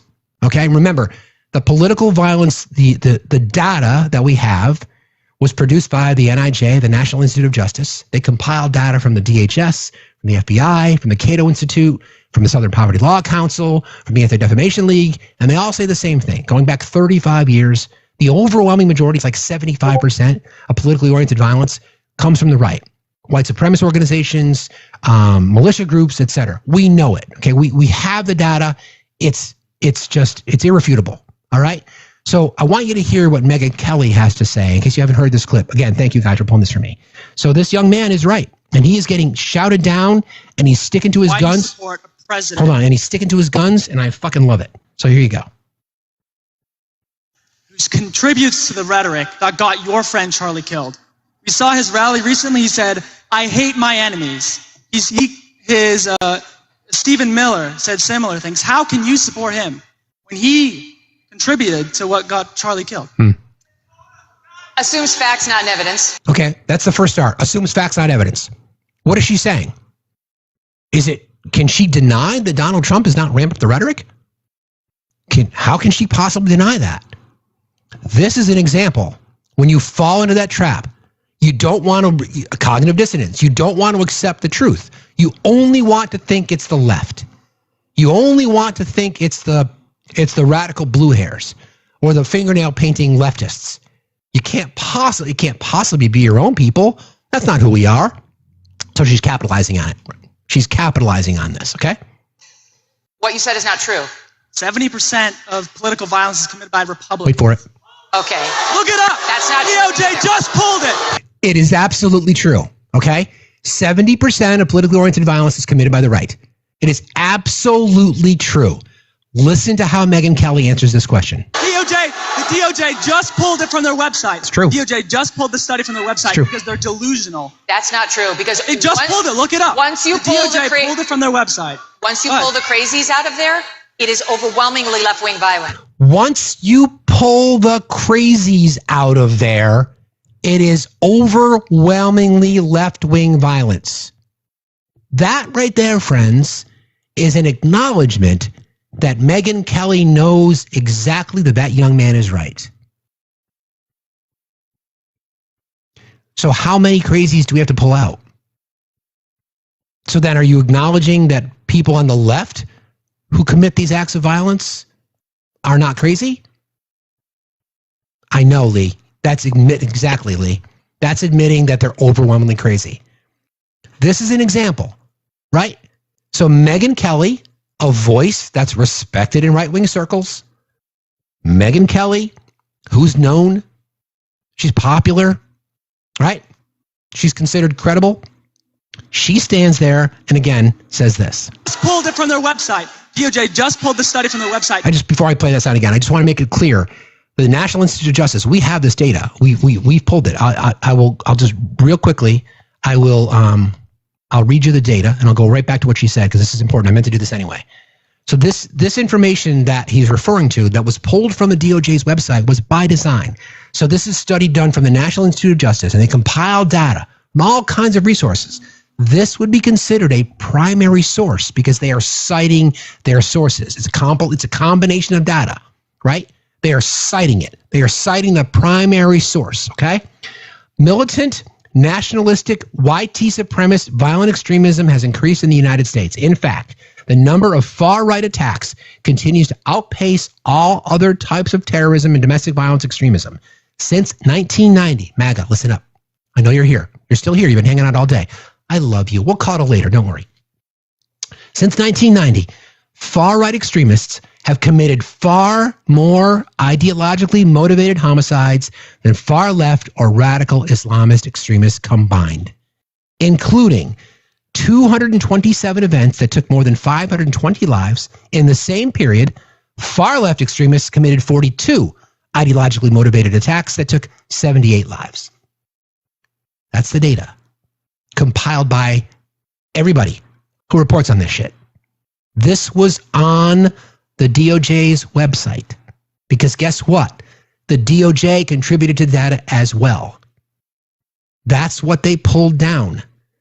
That's what this young man is referring to. So back to the statement again. Miller said similar things. How can you support him when he contributed to what got Charlie killed? Assumes facts, not evidence. What you said is not true. 70% of political violence is committed by Republicans. Okay. Look it up. We just went through the exercise. He's citing the exact same thing that I just read. Yeah, it's true. DOJ just pulled it. The DOJ just pulled it from their website. DOJ just pulled the study from their website because they're delusional. That's not true because they just pulled it. Look it up. Once you pulled it from their website. Once you pull the crazies out of there, it is overwhelmingly left-wing violence. Once you pull the crazies out of there. So I don't know if Megyn Kelly realizes this, but what she just acknowledged is that young man's right. Yeah, you're right, according to the data, but we got to pull the crazies out. What? The DOJ is bought and paid for? That's cute, Andrea. What? Okay. So back to our chart. So confirmation bias, the tendency to seek, interpret, and remember information that confirms one's pre-existing beliefs while ignoring or dismissing contradictory evidence. If you are convinced that Donald Trump is not a convicted felon, then there's not much that's going to change your mind. Doesn't matter. Doesn't matter. Then Dunning-Kruger. This is the one that personally that kind of makes me laugh a little bit. But Dunning-Kruger effect is a cognitive bias where people with low ability or knowledge in a domain overestimate their competence because they lack the skills to recognize their own ignorance. For example, a novice investor who has read a few blog posts believes that they can outperform professional fund managers. Core mechanism, people who know little don't know enough to realize how little they know. A metacognitive failure. Overconfidence, lack of self-awareness, and they call it the Mount Stupid effect. Early peak of confidence before real learning begins. We see it all the time. We see Dunning-Kruger all the time. All the time. There are a few things that I would consider myself, pretty well versed in something. I would never claim to be an expert on anything, right? I mean, I become an expert on rebuilding the engine of my motorcycle. But generally speaking, people who make these claims, like if I want to get information about interpretation of a law, I'm going to find a lawyer. If I want someone to tell me how to make poppy seed chicken, for example, I'm going to ask a person who's got a recipe. I'm not going to say I know better. People questioning science. Studies have been done for years on the efficacy of vaccines, the safety of vaccines. And then all of a sudden we get a few conspiracy theorists who would think that they know better. Based on what? Anecdotal evidence?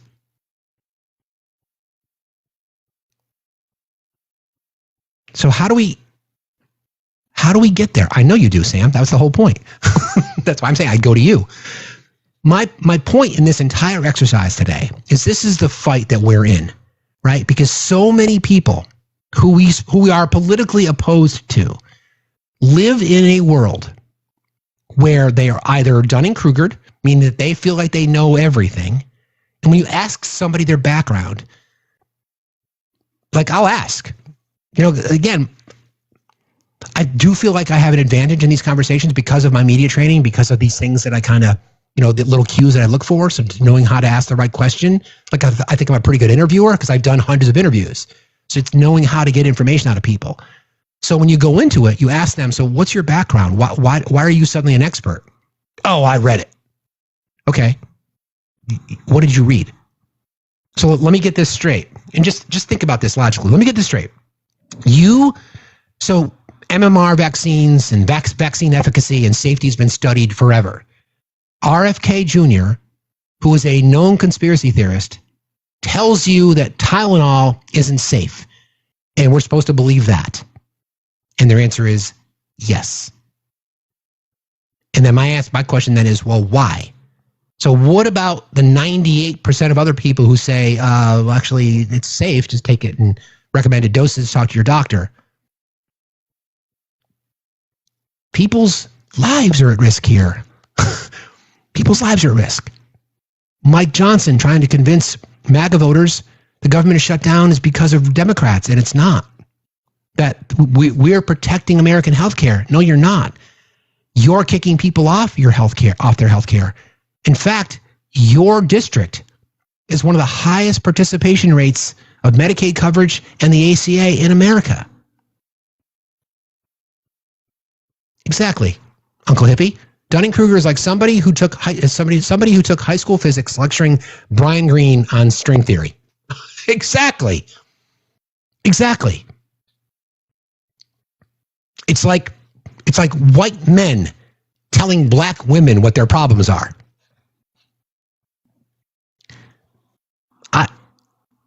There's one solution to all of this, friends, and you guys know exactly what I'm going to say. There is one remedy. You know what it is? You know what that remedy is? I know you know, because you're the smartest chat on TikTok. There's one remedy. It's fucking education. How do we educate people? This is not easy. Believe me, it's not easy. Just think about what we went through earlier with the game we played with propaganda, disinformation, and misinformation. Right? Think about how difficult that is. That's what we're faced with. And people who are opposed to us politically aren't going to take the time to do it. They're not going to take the time to do it because they like living in the confirmation bias space. They enjoy living in the cognitive dissonance world. It's like Pete Hegseth trying to tell our generals how to do their job. Yeah, it's a great one. It's exactly right. Exactly right. It's like Pam Bondi telling us that we are the transparent administration, that we are going to end weaponization of government while they are weaponizing government. Education. It's one of the reasons that we say this often, right? About if I had my blueprint for America, I'd be overfunding the fucking shit out of public education. We would have the best education system in the world. We'd have the best schools. All those schools have the best resources. All the children in those schools would have the absolute best resources. It'd be a hub for learning. It would be well respected globally. Every single country, developed nation on earth would be like, man, look at the U.S. school system. Teachers would be compensated fairly for the first fucking time. School boards, districts across the country would be competing for teachers. They'd be wined and dined like some of the best, CEOs now. They'd be wined and dined. They'd be pampered. Please come work for us. Here's this amazing benefits package. We won't do it though, and we won't do it because of conservatives. Instead, they want PragerU to be taught now as civics lessons in schools. Or they want Bibles taught in classrooms. They want Bible study taught in classrooms in public schools, taxpayer-funded dollars. It's by design. Think about it, right? Why is the right so afraid of education? Based on what we've gone through today. Just think about this live, right? Based on what we've gone, and we could even talk about the red pilling. Why do we think the right does not want to fund education? Why? You guys know the answer. Why? It's so they can continue to lie to them and without being challenged. They want nationalists, you're right. They don't want the truth to be told. They don't want to look at our horrible history when it comes to civil rights. Native nation genocide. oppression of marginalized groups throughout our history. They don't want to be talked about. They don't want to be talked about. So therefore, we have to talk about it. Exactly, to keep their base pliable. Think of it this way, too. The reason that Turning Point was so successful to many people is because of red pilling. Their strong voter base, which is boomers, are dying out. So they see that. It's like, holy fuck, we're losing a big chunk of our voter base. We've been lying to them, and they've been believing it. We got to find another group to lie to. We can't lie to Gen X. They're too smart for us. They're fucking feral. They'll beat our asses. Millennials will eventually figure it out. For the most part, y'all are good. I'll give you a pass. Gen Z is impressionable. Gen Z is impressionable, and they're going out to get them because they'll pander to the red pill. They'll use inflammatory language. They'll talk about it in terms of alpha, strongman, blah blah blah.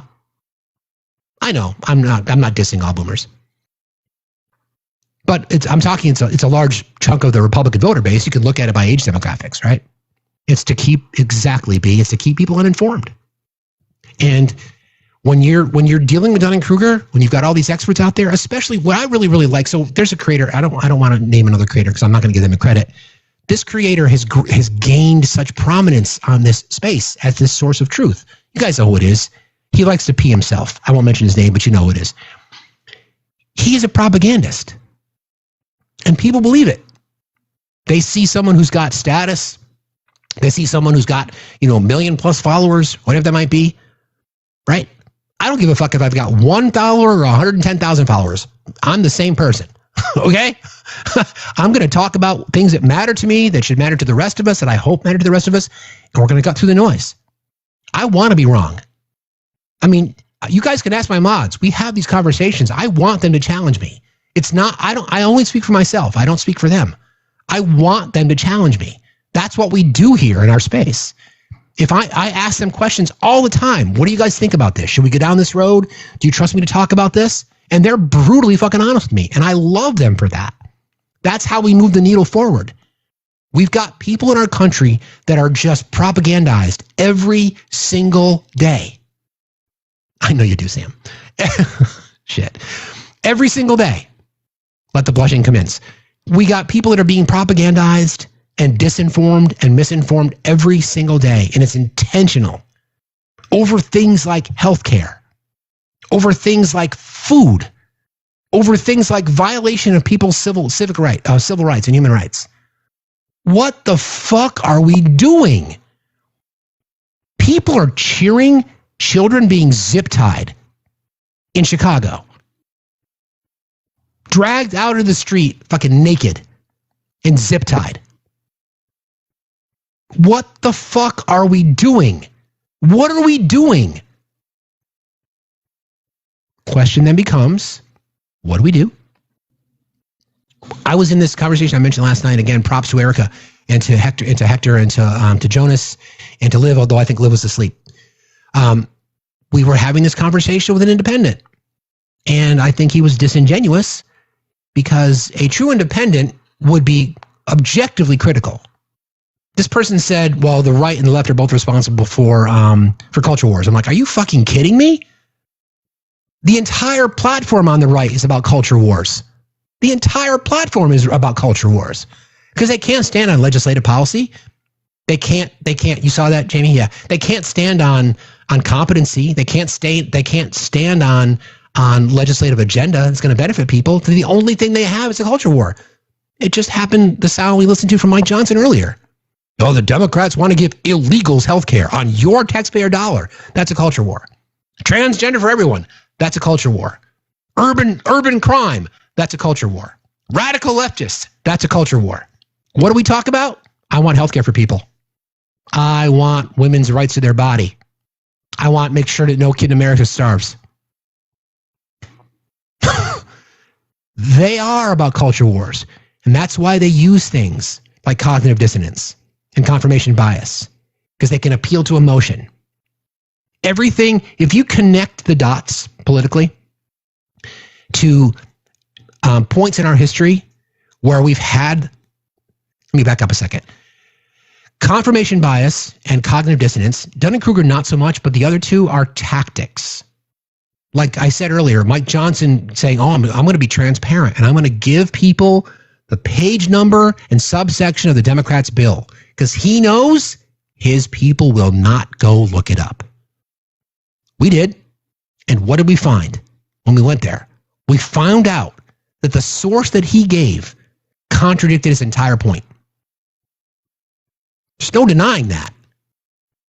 He knows that his people won't bother to do the work. He knows they won't. That's why he says it. That's why when Donald Trump says there's no inflation, yeah, there is. It's 2.9%. It's up since he took office. The grocery prices. Let me do this real quick. I need some water. This is funny. So again, this is an example. He knows his base won't look for the truth. Likewise, an old-fashioned term that we use, groceries. I used it on the campaign. It's such an old-fashioned term, but a beautiful term, groceries. Groceries. It says a bag with different things in it. Groceries went through the roof. And I campaigned on that. I talked about the word groceries for a lot. Likewise, an old-fashioned... What? What? What the fuck are we talking about? Here's another example. This is another example. So now that we've gone through this exercise today, whenever you hear sound from MAGA Republicans, the voices that we often see, it's the Trump, it's the J.D. Vance, the Mike Johnson, it's those guys. I just want you to think about the filter. Think about what the goal is here, right? Think about the confirmation bias. Think about the cognitive dissonance. And then you're reminded of, I understand why these people claim to be experts. Because now they've heard something from someone that they respect and admire, and now they're suddenly experts. So this question was asked about Ghislaine Maxwell just 2 days ago. This is Caitlin Collins asking this question. Just listen to this answer. And then we can discuss how MAGA has responded. The Supreme Court is back in session. They rejected today an appeal by Ghislaine Maxwell to overturn her conviction. That means her only chance of getting out of prison is a pardon from you. Is that something you're open to? Who are we talking about? Ghislaine Maxwell. I haven't heard the name in so long. Okay, that's the first part. So that's probably not going to air on Fox. But if we were to play that clip, an anticipated response that we'd get from somebody, the MAGA called, said, I'm sure he hasn't heard her name. I'm sure he hasn't heard her name in a very, very long time, probably back since the 80s, when he's Truth Socialed it. Or it's the biggest story in the world right now, arguably. They'll buy it, though, because he said it. I can say this. That'd be confirmation bias. Just that I'd have to take a look at it. I would have to take a look. Did they reject that? She wanted to appeal her conviction. And what happened? They said that they were not going to hear her appeal.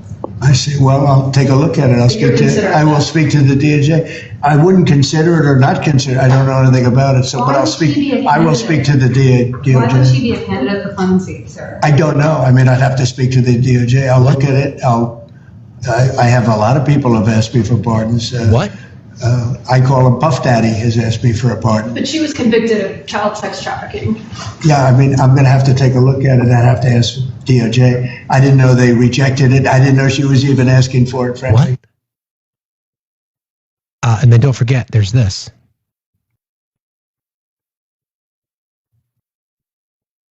Hold on. Since I lived in Palm Beach, but in Maxwell. You said, quote, I just wish her well, frankly. I've met her numerous times over the years, especially since I lived in Palm Beach, but I wish her well, whatever it is. Mr. President, Ghislaine Maxwell has been arrested on allegations of child sex trafficking. Since convicted. This was Jonathan Swan on Axios interviewing the president during the first administration. Why would you wish such a person well? I don't know that, but I do know that she has. She's been arrested for that. Her friend or boyfriend, Epstein, was either killed or committed suicide in jail. She's now in jail. Yeah, I wish her well. I'd wish you well. I'd wish a lot of people well. Good luck.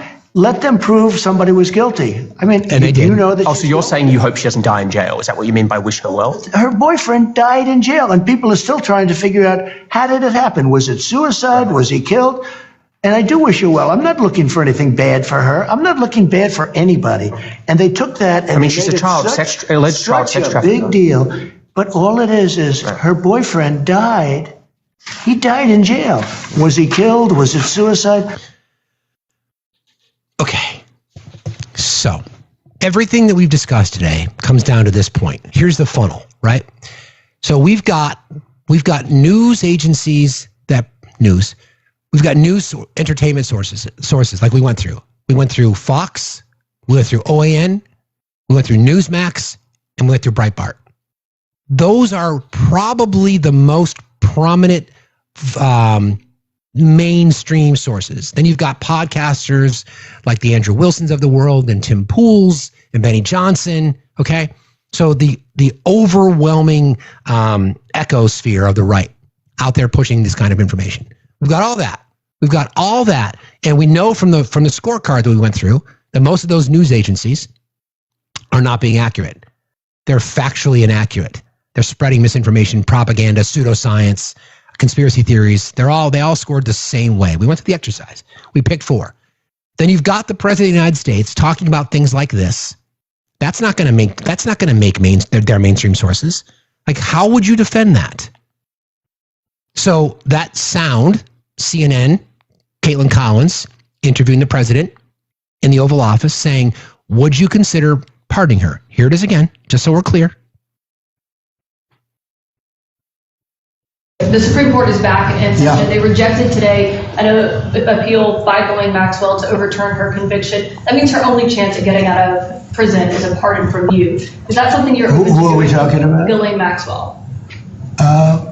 I haven't heard the name in so long. I can say this, that I'd have to take a look at it. I would have to take a look. Did they reject that? She wanted to appeal her conviction, and what happened? They said that they were not going to hear her appeal. I see. Well, I'll take a look at it. I will speak to the DOJ. I wouldn't consider it or not consider it. I don't know anything about it. So, but I will speak to the DOJ. Why would she be a candidate for clemency, sir? I don't know. I mean, I'd have to speak to the DOJ. I'll look at it. I have a lot of people have asked me for pardons. I call him Puff Daddy has asked me for a pardon. But she was convicted of child sex trafficking. Yeah, I mean, I'm going to have to take a look at it. I'd have to ask DOJ. What? I didn't know they rejected it. I didn't know he was even asking for it, frankly. I don't even know what to say about that. Very rarely am I speechless. Real quick, Bethany, love you, Facts. Thank you, Bethany. Appreciate that. 105 away. If anybody's got a buck or two, we can bang that goal out. We appreciate that. Thank you. We're crowdfunded here. Appreciate y'all. Just think about that for a second, though. The president who's got millions of followers on Truth Social, he'll never talk about that. He'll never post that on his Truth Social account. How do you justify it? We went through the list of what she was convicted for yesterday. We've got survivors' voices who have been suppressed. We've got the fucking whole kit and caboodle on the discharge petition. Mike Johnson in the House could swear her in today because the House is in session. Could swear her in right fucking now. And he won't do it. Why? Oh, I know why. Because he's protecting that guy and a bunch of other people. So when the right is going to be faced with this prospect, let's game this out a second, okay? Think about the most hardcore MAGA that you know. Well, we know from this report, this polling that was done by this polling agency out of Canada called Ledger. I think it's Leger. They asked Republicans. 47% of Republicans surveyed said that even if Donald Trump was incriminated with videos, pictures, whatever else in connection to the Epstein files, they would still support him. They would still support him. That tells you a lot. So here we are, right? Here we are now with a prospect of potentially pardoning the person who, trafficked, groomed, participated in the assault against these young women, girls at the time. They were girls, let's be real. They were girls, 12, 13, 14-year-old girls, convicted of her crimes, convicted for trafficking. Going back to the testimony that Pam Bondi gave earlier. We are out here looking and trying to go after sex traffickers and human traffickers. Really? You had the goods in your desk, Pam. And here's Donald Trump. Here's the problem. And I think I said this yesterday. If you were on the communications team in the White House, if you ever watched The West Wing, that'd be Toby Ziegler, right? The press secretary reports into the director of communications. That's how it works. So the message is concise. You got to get out in front of Peepaw. So Peepaw, listen, if you're asked about whether or not you're going to pardon Ghislaine Maxwell, you say no. Why would I pardon a sex offender? Why would I pardon a trafficker? Why would I pardon somebody like that? That has to be the answer. If you're going to do it, you're going to do it anyway. Why would you even give anybody the soundbite? The reason is because he knows that coverage is never going to end up on Fox News. And then when I play it for somebody in here, you know what they're going to say? You took it out of context. Play the whole clip. Why would you want to pardon Diddy? Puff Daddy, as he likes to call him. Why? Why? This is why these conversations, in my opinion, are so important. This is why we go through the exercise here to try to make sure that we're providing as much factual information as we possibly can. We do the work.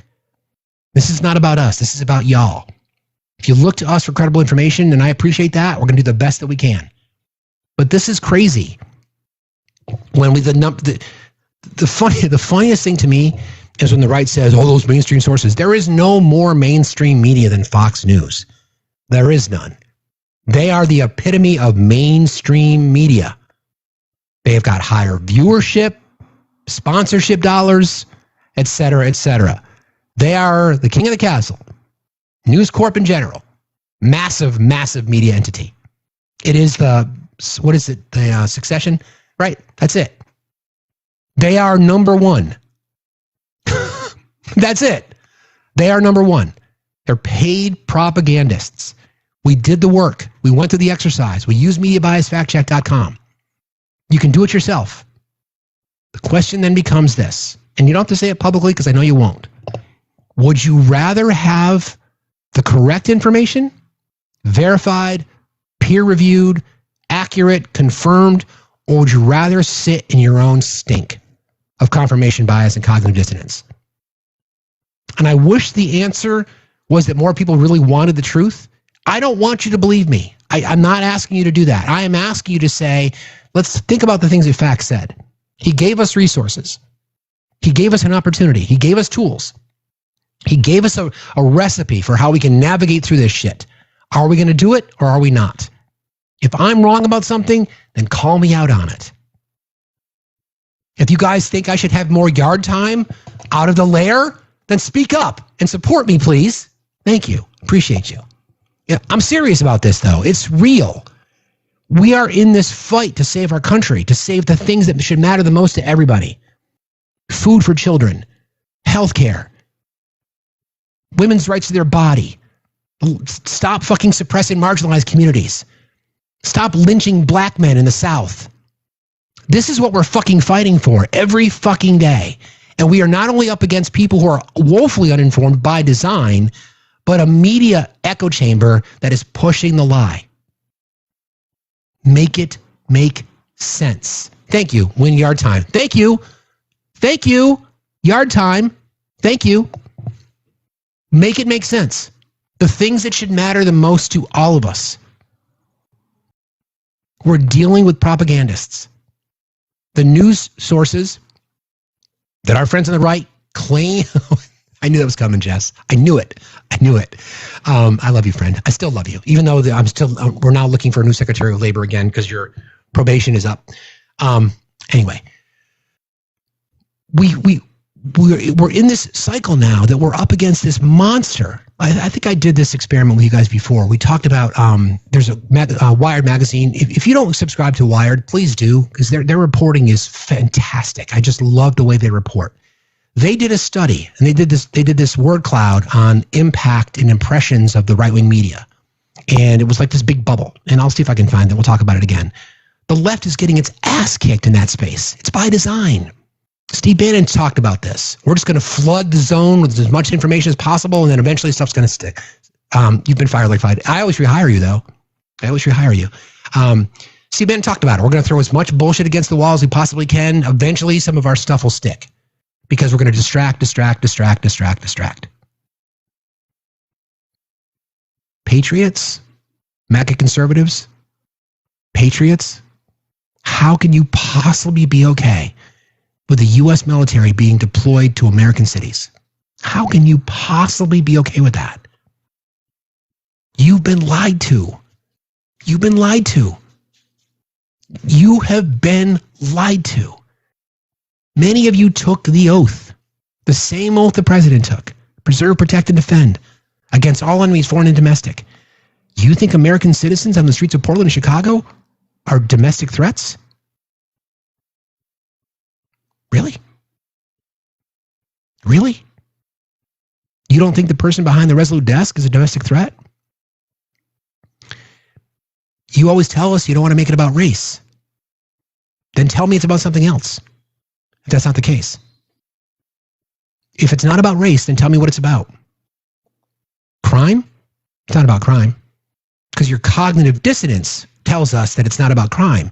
Because if you cared about crime, you would not have elected a 34-time convicted felon. Oh, you don't think he's a convicted felon? That's your confirmation bias. Because you'll seek out stories to confirm and hopefully support the narrative in your head that he's no longer convicted because he didn't go to jail. That's your confirmation bias. Then you'll claim to be a legal expert by saying, well, if you read the transcript, the judge is a fraud. That's Dunning-Kruger. So all three of those things apply. Here you go. How can you possibly be okay? How can you possibly be okay with the U.S. military, active duty, not even the Guard, active duty, being sent into American cities? That's your racism. I hate to tell you, because that's what you've been told. You've been told to hate brown and black people. You've been told to hate women. You've been told to hate the poor. You've been told to hate, intellectuals. How can you be okay with that? To be honest with you, if there's any group of voters historically in our country that should be the most angry, it would be conservatives. Because you guys have always for years talked about small government. I don't want the government in my spaces. I don't want the government telling me what to do. And here you are, cheering it on. I've seen people with backgrounds in their lives with pictures of brown-skinned people being zip-tied. And you want us to believe it's not about race? Really? Really? Frustrates me. Hang on one second. Thank you, Victoria. Thank you, Leah. Appreciate you. Angela, thank you so much. You guys are very, very kind for your contributions. Thanks for all the support you provide.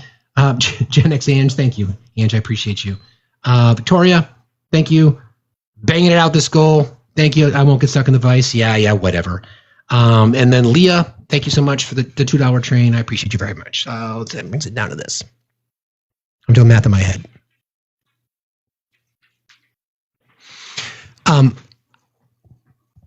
I want to fix this shit, right? I want to fix this shit. The problem is that there's this landslide of misinformation, disinformation, and propaganda that we face every single day. And it's frustrating, and I get it. And there's a part of me, I got to be honest with you, the empath in me is just like, man, I wish these people would just figure it out. I wish they would just figure it out. I wish they would because it's so easy. I just wish they would figure out how much they're being lied to. Like how deep the cult is.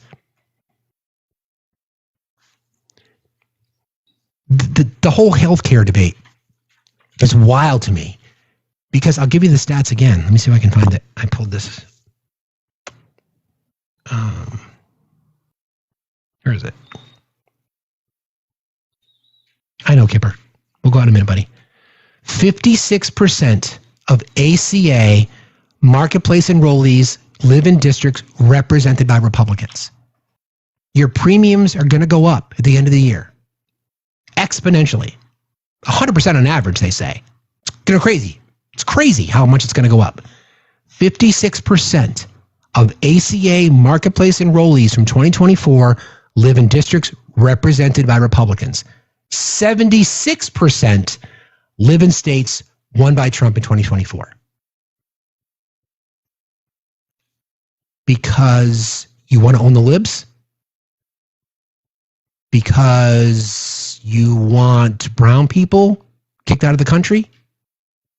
Because you're afraid of the trans community? Because you're afraid of books? So you're willing to sacrifice all of that. You know, you're willing to sacrifice your own health care and health care for your family, because the numbers track, shockingly, the percentages track with SNAP participation as well. And CHIPS and WIC. Again, overwhelmingly, these programs are used by people who voted for Trump in red states. It's the same cycle over again. And we're here to say to you, listen, we care more about this than you do, because Democrats in the Senate are defending your health care. Democrats in the Senate are defending your kids having access to food. So fucking radical. Every day, we have these conversations in this space about the cruelty being the point. You guys cheer, MAGA. You cheer when you see video of children being zip-tied, or another brown person or another black person being beaten within inches of their lives, not wanting to talk about the situation in Mississippi. Coroner lied. Young man was hung. He was lynched. That's what happened. And you want to fall into this trap that you think the majority of the violence comes from the left, because you've been told that. You've been told it. You have been told that for years. You've been told that the violence, the corruption, the nefarious activities, you've been told that for years. You've been told that the judges are wrong, the news media is fake, you know, the judicial system is rigged, et cetera, et cetera, et cetera, et cetera, et cetera, et cetera. And yet, here we are. You elected a felon. You elected a predator. You elected a guy who said he had sex in common with his daughter. You voted for a guy that says if you're a star, you can grab women by the pussy because they let you. You voted for a guy who bragged about his 1-year-old daughter's breast size. You voted for a guy who said he'd be dating a 10-year-old girl in 10 years. Do you hate brown and black people so much that you voted for that?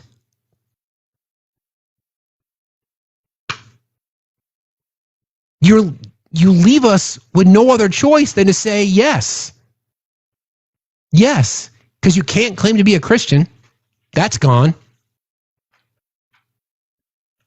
Robert Morris, by the way, Donald Trump's spiritual advisor, who Donald Trump said, I've learned a lot from.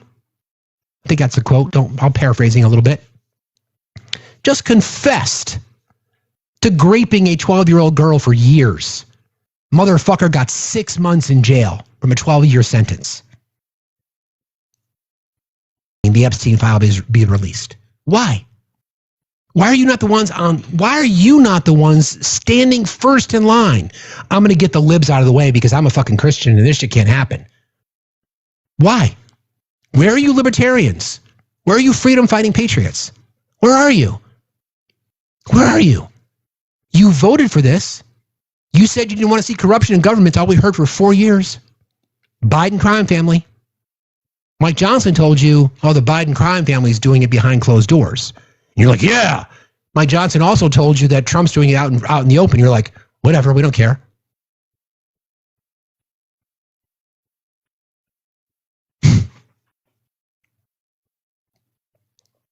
Every day, it's the same thing.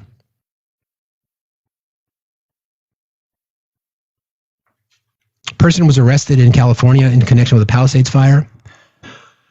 Name of the person and the nature of the charges have not yet been identified.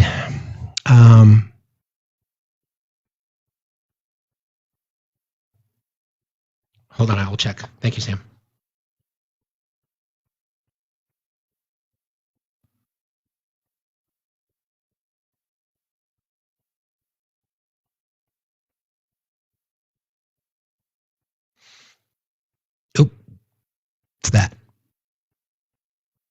Okay, now. Yes, we can do that, Anachronista. Media training in the server, sure. There's reporting now that there were right-wing agitators in Chicago and Portland making phone calls to ICE facilities or to law enforcement regarding violence at ICE facilities, and it was proven to be not true. So again, more messaging intended to scare you. The entire thing is about fear-mongering. MAGA men, you guys claim to be the toughest, even though I know you're the weakest. I don't know. I think conservative Christian men, white men in America, are probably the weakest, most beta group of people I've ever seen in my life. You're fucking afraid of everything. You guys are literally afraid of everything. And now you want American cities invaded by our own military because you hate brown and black people so much. It would make a lot more sense, to be honest, if you guys just came out and said, you know what, I'm a fucking racist. I hate brown and black people, and I don't give a fuck what happens to them. Because we know that to be true. We know that to be true. Look at Jessica's. I want to pin this comment.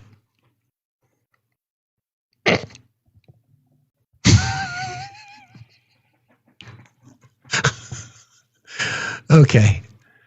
We know it to be true. We just be honest. Just go out there with full chest. Just say, yep, I'm a racist, I'm a bigot, I'm a transphobe, I'm a homophobe, I hate intellectuals. Just admit it. It's easier. Go ahead.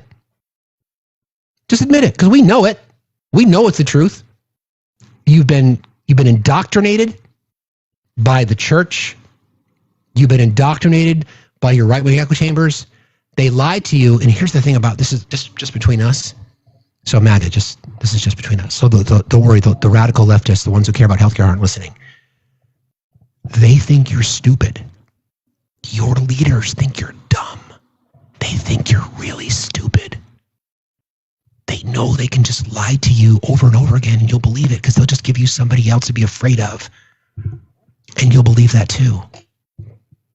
So why don't you show a little bit of, I'd say grow some balls, but grow a vagina because it's much tougher. MAGA man, grow a fucking vagina. Stand the fuck up. Try leading once in a while. Stop being a fucking sheep. It's pathetic. Get it done. All right, I think we'll stop there. This has been great today, guys. Thank you for letting me take you through this exercise. Don't worry about your results on the little quiz we did, okay? Don't worry about that. It happens. I just think it's an effort, and we'll do some more of these because I think it's really, really important that we all have to work ourselves on navigating through propaganda, disinformation, and misinformation. Remember, propaganda is just blatant, politically oriented, right? Disinformation is be somebody spreading it intentionally. I'm going to create a message. I'm going to spread it intentionally. And then misinformation is people just get caught up into it. They think what they're sharing is actually true, so they spread it as if it were. That would be unintentional. So I want to thank you all. Who are we going to raid, guys? We'll find out. Again, I have these conversations with you guys because you're the smartest chat on TikTok, and I know this shit matters to you. I don't care what they say about me either. Could care less. I mean, I usually get 4 or 5 death threats a day. So, it's fine. I'll read them in the afternoon although lately there's been some interesting offers that have been thrown my way, but I'll leave that right here. That's fine. This stuff matters to me, and it matters to our community, and I know I can have these conversations with you guys because you are the smartest chat on TikTok, and I have the fucking best mods in the business. I want to say that for everybody. I love you guys. We're gonna raid. Who are we gonna raid? Is Danny live? Is Danny out there right now? I think she is. She's usually live around now. Let's see. Olive? Yeah, is Olive live? She probably is. Go raid Olive. You guys are amazing. I love you all very, very much. We'll be back tomorrow morning, 8 o'clock Eastern time. Make sure you're drinking plenty of water. Make sure you're out there touching some grass. Olive is on a panel. What panel is she on?